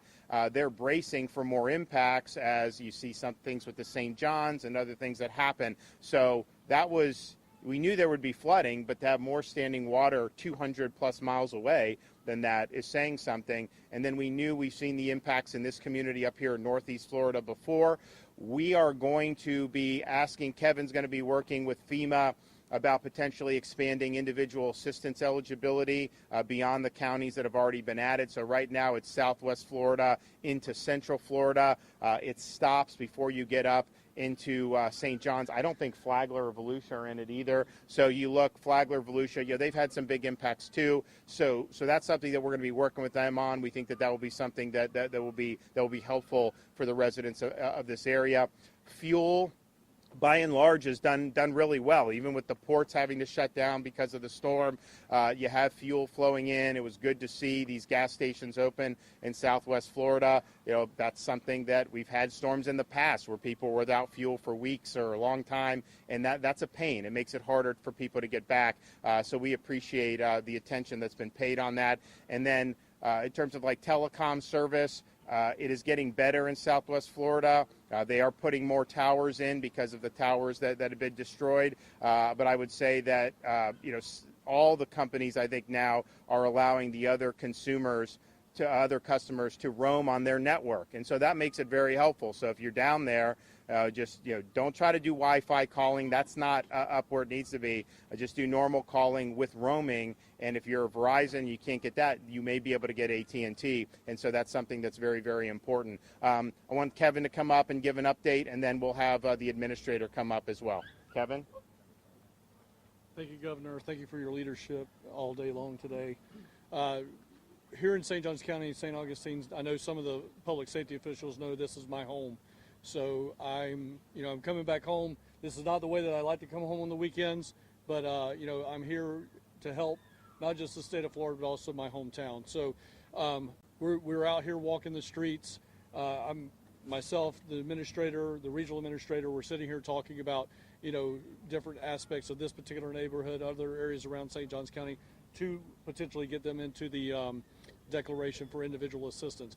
I think one of the things that we have in this particular community that I want to just talk about, because we don't get an awful lot of time to talk about this, is just down the road here we have a house that's being raised with FEMA funding as a part of the Flood Mitigation Assistance Grant Program.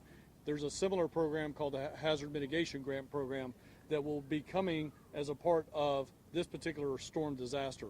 I know they're complicated and complex grants to work through. They take a little bit of time, but at the same time, if you're in a situation where you continually flood, then we can elevate your home. And those are good ideas to do in a neighborhood just like this. So highly encourage you folks in this area to consider those programs. I know the city and the county will be reaching out to individuals that want participants in that program. So please continue to be a part of that program. As the governor has mentioned, infrastructure is we're seeing the results of infrastructure hardening. The chief was telling me that some of the lift stations and whatnot were more resilient in this storm than they were in Matthew. So things are, we're getting better at what we do as far as hurricane response. If there's things that you need, please make sure you reach out to your local emergency management agency, reach out to the fire chief, the police chief here. Make sure that we know about them, get those things rolled up to us. We're going to be here to continue to support not just St. Johns County and the city of St. Augustine, but all Floridians across the state. So, Governor, appreciate your leadership on this. Thank you. Okay, and joining us from FEMA is our administrator, Deanne Criswell. Thank you. I really appreciated the opportunity today to join the governor and Director Guthrie to get eyes on firsthand. It's really important for me to be able to come into a community after an event like this so I can get an idea of what the impacts are. You know, you see a lot of the images on the news, but there's nothing that replaces being able to see and talk to people and hear what they're going through. I'll tell you some of the things that I heard throughout the day today was how the neighbors are helping neighbors. They're really jumping in and helping each other out. We just heard a great story here, but we've heard that across the state today. And the absolute heroic efforts that the first responders put forward in those first few days. I just want to thank all of them for everything that they've done. As you heard the governor say, with different programs that are available for individual assistance with FEMA, President Biden did sign the initial disaster declaration late Wednesday night. That authorized 9 counties for individual assistance.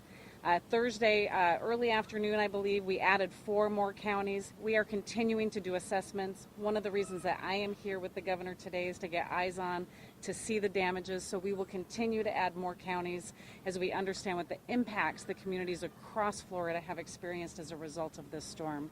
And so as you move into the recovery, we're going to continue to be here to support the governor and Director Guthrie and any requests that they have, to make sure that we're able to jumpstart the recovery process, but also to be with you here as you go through the rebuilding and the reconstruction phases. So thank you.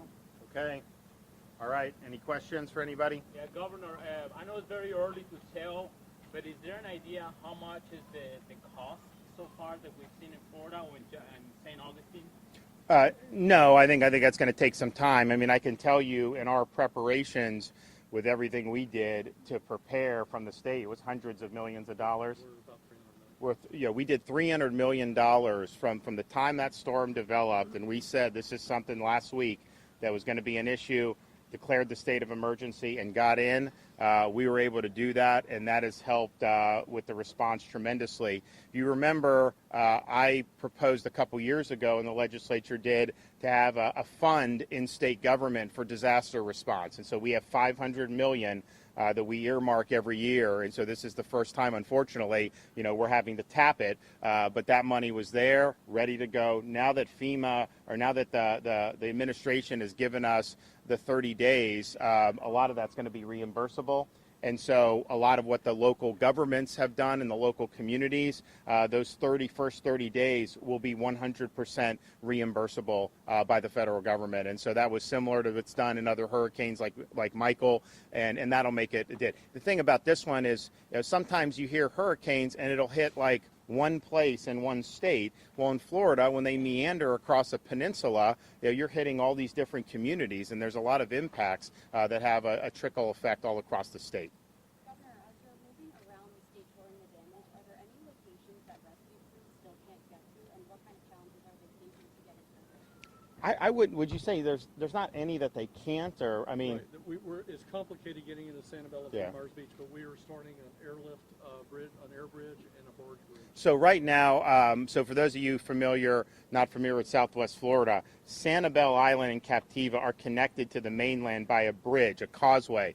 That causeway was severed by the storm in a couple different places. So the only way to access that is either by sea or by air. And so what happened from the wee hours of the morning when the storm passed was bringing in Black Hawk helicopters, Chinook helicopters, finding people that wanted to be rescued and then bringing them safely back to the mainland. What they are also finding as they've gone in those areas is a lot of the residents are stabilized. They rode out the storm. Probably a very harrowing experience, but some of them have really nice homes and can do that. And so what they're finding now is a lot of them want to stay put on the island, and they're thanking the first responders for being there, but they are not asking to be rescued. Obviously, anyone in need of that, they are going to be willing to do that and bring back. But I would say the early hours, a lot of people just want to get off the island. Now more and more, they want to stay. The issue with this is going to be the transport back and forth to those islands. Is going to be good. We also have another island, great community, Pine Island, we were just at. That bridge got severed too. Now we will fix both of those bridges, But that doesn't happen overnight. I mean, there's a long process that goes on with that. So in the meantime, they are going to be running boats. They are going to obviously be doing air operations. I know Sanibel used to be an island that you had to ferry to anyways. We have some of those throughout the state of Florida. That's how they do it. But I think most people appreciate being able to drive back and forth. So we'll do that. But that, I think, those island communities that were severed by the bridge were probably the most difficult to get to, and so you just had to use these resources. But that's part of the reason we had all these aircraft stationed. In the run up to the storm, we're saying, hey, we've got another 50 aircraft. Now we have 250 aircraft ready to go. FWC, National Guard, all these different task forces and everything. We have these the same guys that responded to the Surfside Tower collapse in South Florida. They were on Alligator Alley on midnight while the storm was still kicking so that they can get over there and help rescue people. So it's been a really Herculean effort. I think the issue is going to be who is going to want to stay there long term, knowing that the power situation is not great. They will fix it, but if they have to rewire the whole infrastructure, it's just going to take a little bit longer than if they just have to fix one utility pole. And then also the transport back and forth. I mean, some people like it that not as many people can come because they like being more tucked away. Others do not so much. The other thing that we're concerned about, particularly in those areas that were really hard hit, is we want to make sure we're maintaining law and order.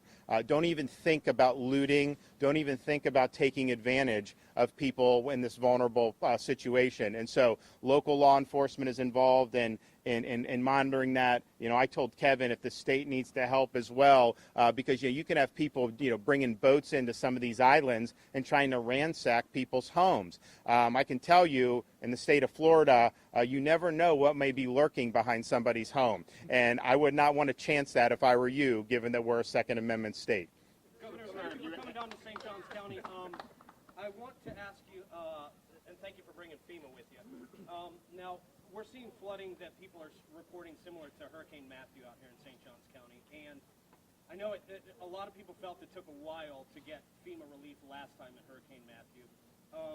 For the citizens of St. Johns County, what are we looking at? Can you give us any sort of timeline, or can the FEMA folks give us any sort of timeline on when people can start expecting that FEMA relief here in St. John's? So I'll let the administrator speak. I will just say, obviously, there's conversations about declaring this county available for... Right now, 13 counties that have been declared for individual assistance. They should register now for assistance. They can do that by going to disasterassistance.gov.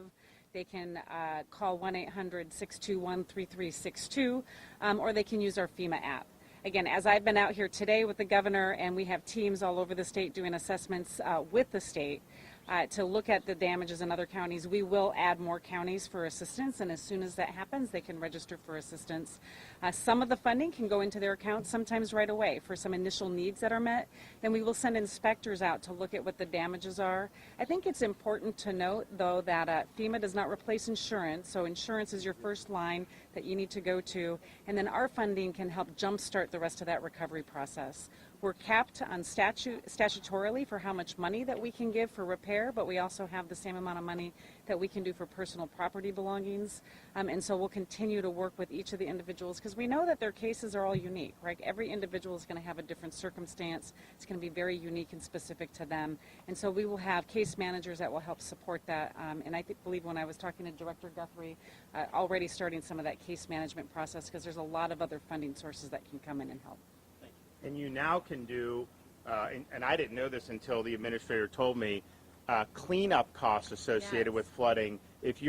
When you have individual assistance, you can actually get money to help defray the cost of just cleaning up all the flood damage. And so that's obviously could be very expensive. I know a lot of people put elbow grease into it and really work hard on their property, but if you need someone to come in professionally, you now have access to some support for that. Sir, when you get to places... Oh yeah. And so we've been mentioning the way to, because people say, hey, how can we help? You see just in this community. I was talking with a couple down there. They evacuated, and when they came back, people were fixing their yard and doing stuff to help them out with their home. And so you have that spirit in these situations that are very difficult and obviously really life-changing in places that got hit so tremendously in Southwest Florida. But people step up and they want to help their fellow friends and neighbors. So we have a thing with Volunteer Florida, FloridaDisasterFund.org. This is purely tax deductible, private donations for private groups to work with Volunteer Florida to help administer individual relief to people. And the thought behind it is FEMA has certain things they can do. They now can do this cleaning, for example. 10 years ago, they couldn't do it. So even if you wanted it, they could not do it. They have to follow whatever the rules are. Well, now this is a little bit more nimble. You can find unique needs for people, and we're not exactly sure what the medium and long-term needs are going to be for everybody because, we're not sure how many people are totally displaced. Those are a lot of seasonal homes there. There's a lot of rentals, and we don't know which homes are this or that. Well, we will find out as more people come for relief. So FloridaDisasterFund.org is way. I think they've raised $10-15 million already for that. And so that's going to be something that I think will help a lot of people, particularly those who are now without home. Governor, as you've been able to get to places like Sanibel, Captiva, is there a way to put a number on the casualties, regrettably? So they are doing those assessments. There have been casualties with the way they do it, and Kevin's explained it. There's a process where that's going. So if somebody drowns in their home because of flooding, that's going to be a confirmed storm-related casualty. Obviously, unfortunately, people do pass away for other things. So sometimes there are deaths that are not attributable to the storm. Some may be indirect. Like, for example, in Charlotte County, they had somebody who, during the high tide of the storm, had a heart attack. He could not get emergency services because of what was going on. And so by the time the storm passed, it was too late. So that would be something that would be indirect. What I would tell you is, having looked at the damage in particularly Fort Myers Beach and some of those areas, some of those homes that are new construction actually stood, and sometimes you wouldn't even know that a storm hit it. But man, I'll tell you, those older homes that just aren't as strong built, they got washed into the sea, some of them. And so if you were hunkering down in that, that is something that I think would be very difficult to be survivable. And so they're still trying to figure out, okay, who was home, who wasn't. I will tell you, though, when they've gone to the Sanibel and these places, the people that did hunker down, and I just talked to the folks in Pine Island, they said the same thing. They said, by and large, life and limb, people did okay. It doesn't mean there's not going to be reported casualties, because there have been, and there will be. So it was a really significant storm. One of the things I think Kevin has done a good job of, and what I've tried to do, is point out how what the storm does directly is obviously very significant, but in these days after, there's deaths that happen in these storms. Down power lines, people using generators inside their homes, some of the flood, the standing water, some of the hazards that does. So please, just because the storm has passed, don't think that there aren't hazards there. Here, there's not as much standing water as in some of the places I saw in Central Florida. Fortunately, a lot of our power infrastructure seemed to hold up pretty well through most parts of the state, so that will mitigate some hazards. But at the end of the day, just please understand, and this is true for Michael, this is true for Irma, that in the week, 10 days after, we saw casualties because of what was happening, and we want to avoid those as much as we can.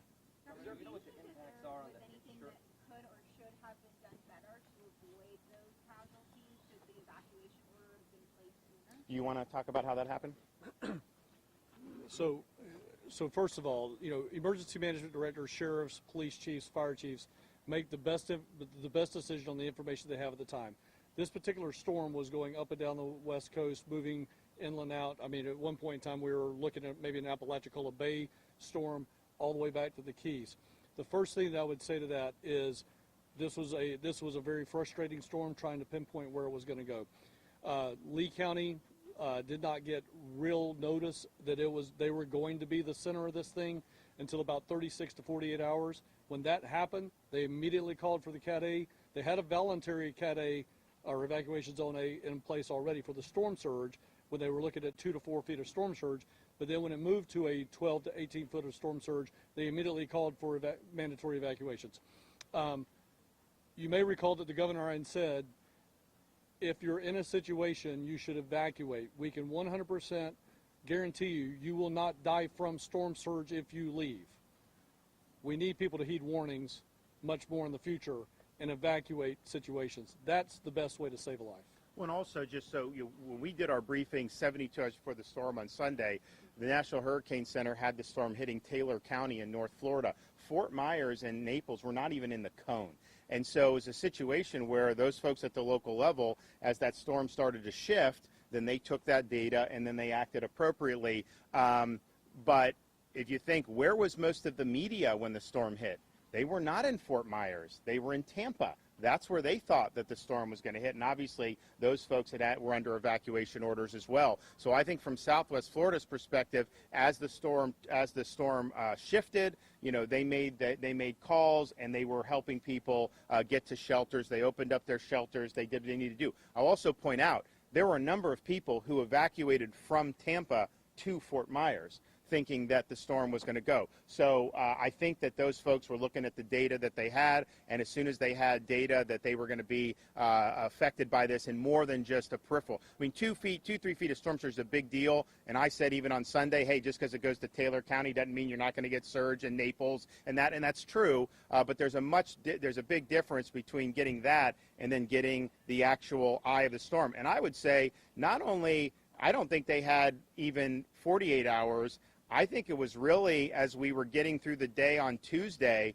when it really looked like they could get it. But even then, a lot of the impacts were projected to be Sarasota, Charlotte. Now, Leigh would have had impacts from that, but even then they were not projected. So that storm kept moving further southeast as it was going compared to where the models are. And there's absolutely a difference. I mean, whoever was on that right side of that eye wall, Sanibel, Fort Myers Beach, those areas, that was the biggest wallop. If you were on the left side, there was damage, but it's noticeably different whether you're on that. And so these miles make a big difference in terms of how they do. But I can tell you, Kevin was working with all the local emergency managers ever since last week. And we said the whole time, we're like, everyone needs to be prepared. We don't know where it's going to go.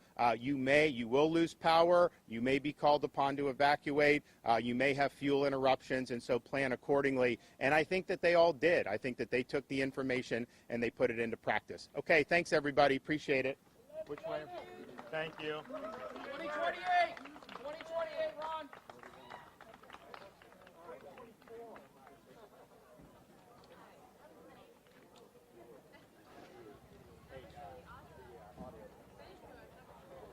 As we look live at Governor Ron DeSantis giving an update and answering questions from the media.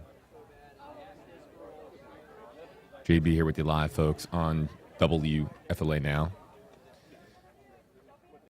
And again, from the Stream Center, this is going to be the end of our Tracking the Tropics coverage, folks. But before we go, a opportunity for us to receive feedback from you. And this is really important because what we do here at WFLA Now is very unique, obviously. I don't think this type of desk is very, very common in newsrooms across the country. What we do here is very, very unique, and we do it for you. If you leave the stream, it's totally okay. Eagle 8 HD is heading back to Tampa. We'll be back in Tampa shortly. Governor DeSantis is done, and this is going to put an end to our Tracking the Tropics coverage for now until our next stream when, as I understand it, it's been described to me that there will be a streaming effort of some kind. It's been communicated to me this way, that we are going to try to organize efforts, whether it's on air, online, or both, to increase awareness and to try to generate donations for Southwest Florida and for the American Red Cross. We're going to do everything that we can. There have been some extraordinarily kind comments in our comment section, but first, before I get to that, allow me to pass along a very, very personal just word to everybody in South Florida that had their entire life thrown about by Hurricane Ian.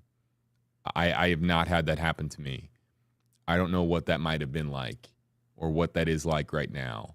I've never had my home completely blown to smithereens or to have floodwaters take over my living room and for me to have, a majority or all of my belongings completely destroyed. I don't know what that is like, but I can only imagine that it is just the most extraordinary gut punch of a feeling, the most extreme, rather, gut punch of a feeling. And I just want to let you know that my heart and my prayers are with you guys. I'll be thinking about you nonstop. Just want to let you know that you know, newscasters, we can have hearts too, and we do have hearts.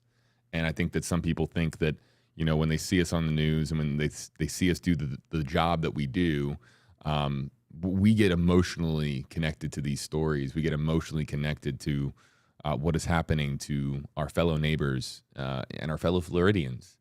And so just passing along a very, very heartfelt, sincere message of thought and prayer and love to everybody out there in Southwest Florida who is dealing with a nightmare. And I'm sure they're trying to shake themselves and wake themselves up from this nightmare and unable to do so.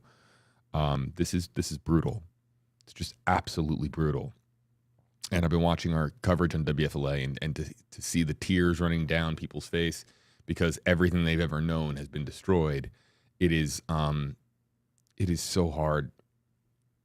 And if it's hard for us to watch at home, we can't even begin to imagine what it is like for those people unless you have been through this level of devastation with a previous hurricane like a Katrina or like a Sandy or like an Ida or a Michael or a Dorian. So just passing along from everyone here at WFLA and everybody here with Next Star Nation, passing along the most heartfelt message of support, love, and just letting you know that we are going to do everything in our power to help you. And that brings us back to what we do here at WFLA. It's very experimental, what we do at WFLA now. Very highly experimental, this venture into interactive journalism. What we do is we try to bring you and mold our coverage in a way that best helps you and best serves our community. We can do that because I can see Angela and Liz and Glenn and Generosity and Javier and Dee in the YouTube live comment section. And I can see your comments and I can see what you're saying. Did you know that during our coverage, somebody sent an email to the station and said, hey, we appreciate you, JB, but we want to hear more from Jim.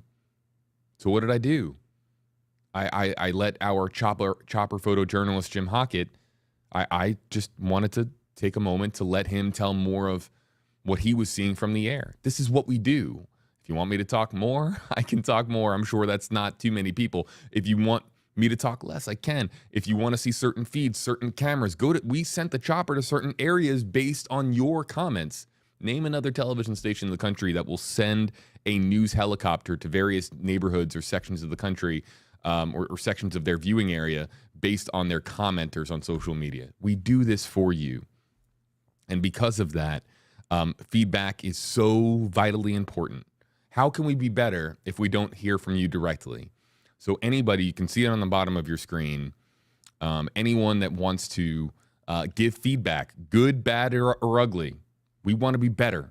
And we can only get better by hearing the response from the people that watch us. So feedback, you can send it to news@WFLA.com. Mention, of course, Tracking the Tropics, WFLA Now. You can mention Jim Hockett, myself. You can mention, of course, Jeff Berardelli, who's been on the stream, Eric Stone yesterday, Rebecca Barry earlier on today. Talk about who you want to see more of, what you would like to see more of, how we can make the tweaks to the process and make this a better experience for you. It would really mean a lot to us if we had put so much time and energy into building this to be able to help our community. So if there's a way that we can get feedback from even a handful of folks out there, it can be a sentence or two in an email or a sentence or two leaving a WFLA Facebook page review. Any of that will make an extraordinary difference for us to continue to make the tweaks to be the best that we can be for you. Some final shout outs. Ed, Shirley, West, that's a very kind comment about interactive journalism. Thank you. Joanne, Richard. Yeah, for people asking about Facebook, you go to the Facebook page and under the tabs on the page, you should be able to leave a review. And that and emails are the two highest ways to get, or let me explain, the two most direct ways to get us feedback. There are other places that you could probably leave comments and stuff like that, or tweet at us. That doesn't get to, I'm giving you the way to get directly to the powers that be here, WFLA. And it's news@WFLA.com. And it's also leaving a Facebook page review. And again, I will not take any offense if anybody out there doesn't like our product or doesn't or thinks that we focus too much on this or that, or if there's any criticisms, that's good for us. We always are looking to improve. So we have been doing, I think, 8+ days of live streaming from the Stream Center here consecutively. That is insane. As far as the local standard for TV news, most stations don't have the ability to stream like that. We do, and it's on, of course, on this idea that we can interact with you in real time. Michelle, that's very kind. Thank you. That's very, very sweet. Deccan, thank you.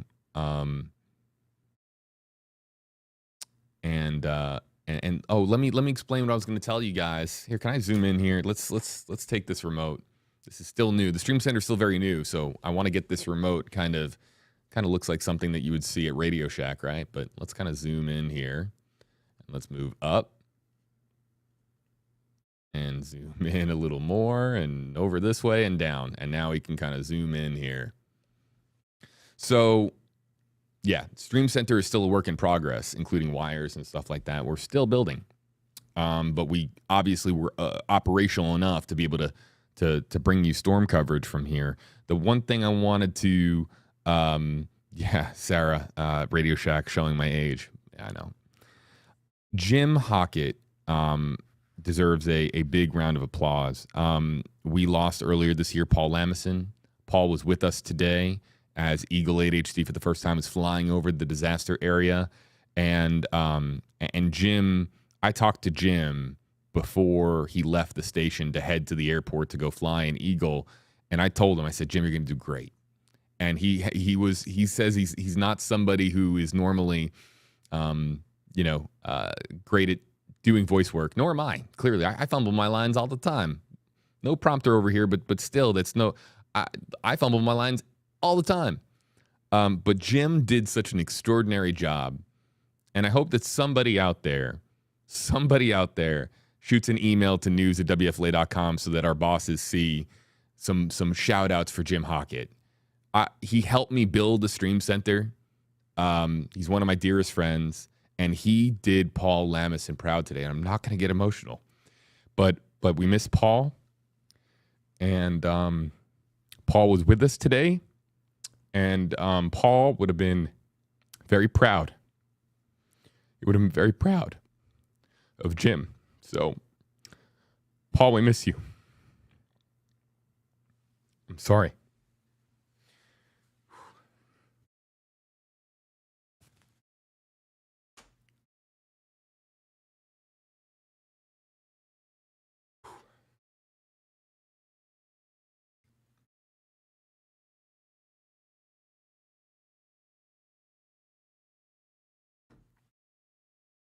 Sorry, not very professional of me, but Paul was big part of this station, and we miss him. But Jim did great, so.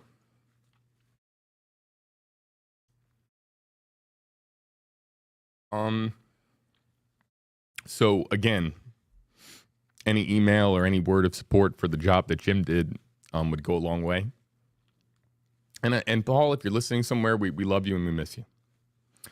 And again, Paul Lamison, the voice of Eagle 8HD, who passed away earlier this year, and we miss him terribly. And in fact, it was so strange to not have him as part of this process. Is that a member of our assignment desk accidentally scrolled through their phone to call him to tell him to get ready for Eagle coverage, just kind of getting so caught up in the moment with Ian coverage, forgetting that what had happened, and not to any fault of that person. It was just a Freudian kind of slip where we're so used to being able to call Paul to be an Eagle, and we miss him a lot. So, and Paul would have been heartbroken to see what happened to Fort Myers, but he would have done his job professionally and would have been, of course, an integral part of our coverage. But I just want to let everybody know that Jim did a great job, and he's my friend. I'm proud to call him my friend. So, okay, done with the tears. That was the last one. I promise. Okay. I'm also clearly emotional because I'm very invested in Florida and the people here and the people that have been so kind to me. And I'm thinking of Southwest Florida, and I hope that they I know they'll bounce back. I don't even have to hope. I know they will. But I'm just, I'm sending them love and support and prayers. So, yeah, I'm seeing our commenters. Thank you guys for the support. Really appreciate it. It's just been a very long 8 days, and Paul was very, very dear to me. He was dear to all of us. So, so back to just one more time, feedback. If you would like to give us some feedback, it's a very important part of what we do here at WFLA Now. You can do so at news@wfla.com, or you can leave a Facebook review on the WFLA Facebook page. What we will be doing is trying to continue to support the fundraising efforts to help out Southwest Florida. We have links on WFLA.com. We also have resources on WFLA.com for you to be able to donate. Supplies, food, water, things to help out a region of the country that has been completely decimated. And we're really just trying to share that out with as many people as possible so that they know how to help and how their efforts to help will most be impactful and make a difference, and make sure that you're not falling for scams. There are some villains in this world who will be looking to prey on the weak and the desperate in the hours, days, and weeks ahead. It's already happening. There has already been reports, of course, of nefarious activities going on. It's terrible, but you know what? It's just the reality of the world that we live in, is that some people out there are looking to capitalize on your hardship or on the hardship of those who have experienced tremendous tragedy. So we are doing everything we can to point people in the right direction for their efforts, and we hope that we can continue to do that on WFLA.com, the WFLA app. Thank you everybody for the support, and again, leaving a review, you can do so with an email or a Facebook review. As far as our coverage plans now, this is going to wrap up our Tracking the Tropics portion of the coverage, although that there likely will be opportunities for us to do more with various press conferences and various feeds. You'll see pop-up streams every now and again. However, as far as our storm coverage, with Hurricane Ian making a third landfall event, and our friends at our North Carolina and South Carolina stations taking over coverage there, we are going to be taking a step back from our normal routine live streaming, production here at WFLA. So, a big shout out to the entire team here: Rebecca Barry, Eric Stone, Jeff Berardelli, Leigh Spann, Amanda Holly, folks. I work with some of the best in the very best in this business, and I'm very honored and privileged to do so. So thank you guys for joining us, and really, really appreciate it. Sending love to wherever you're watching from. Sending love right to you. And again, prayers for Southwest Florida. We'll see you in future live streams. Don't worry, live streaming here at WFLA Now isn't going anywhere. We're just getting started, and we look forward to doing more live streaming in news, weather, and sports. And we will be, of course, looking forward to seeing you on our next live stream. So thank you guys so very much, and appreciation to all of our team, our entire Max Fender team, and photojournalist Jim Hockett, who did just an outstanding job in place of our very, very, very beloved Paul Lamison. Guys, thank you so much, and thank you for watching Tracking the Tropics, the very latest resources on WFLA.com, the WFLA app. Thank you for watching Tracking the Tropics.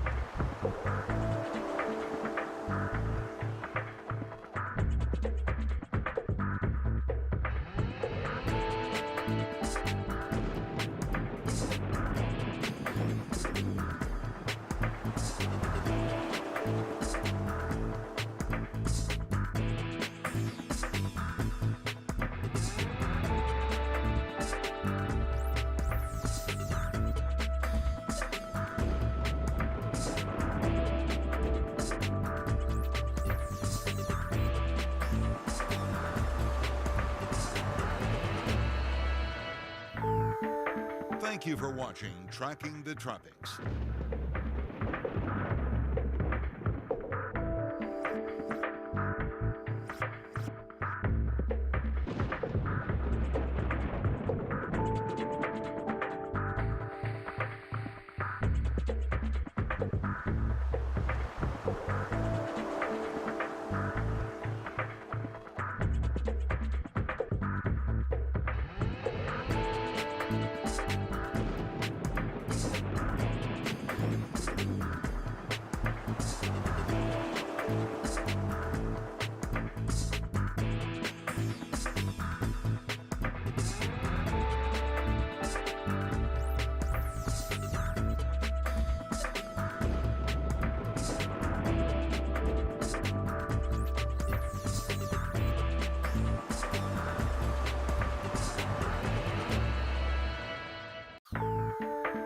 Thank you for watching Tracking the Tropics.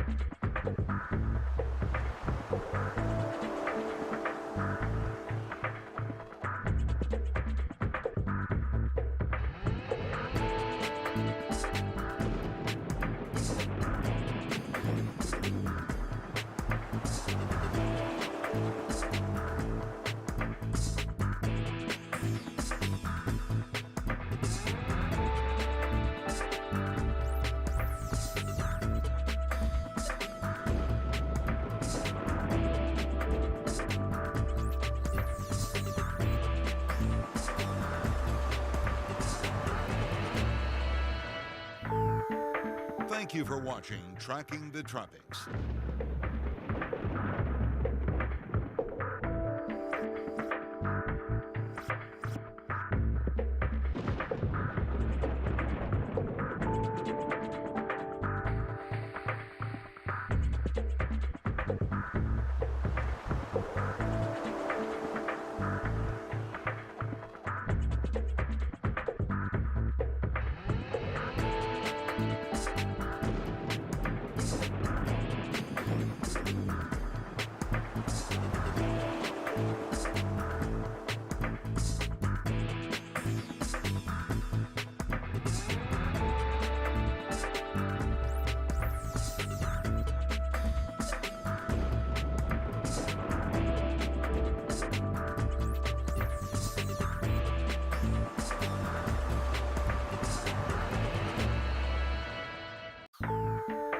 Thank you for watching Tracking the Tropics.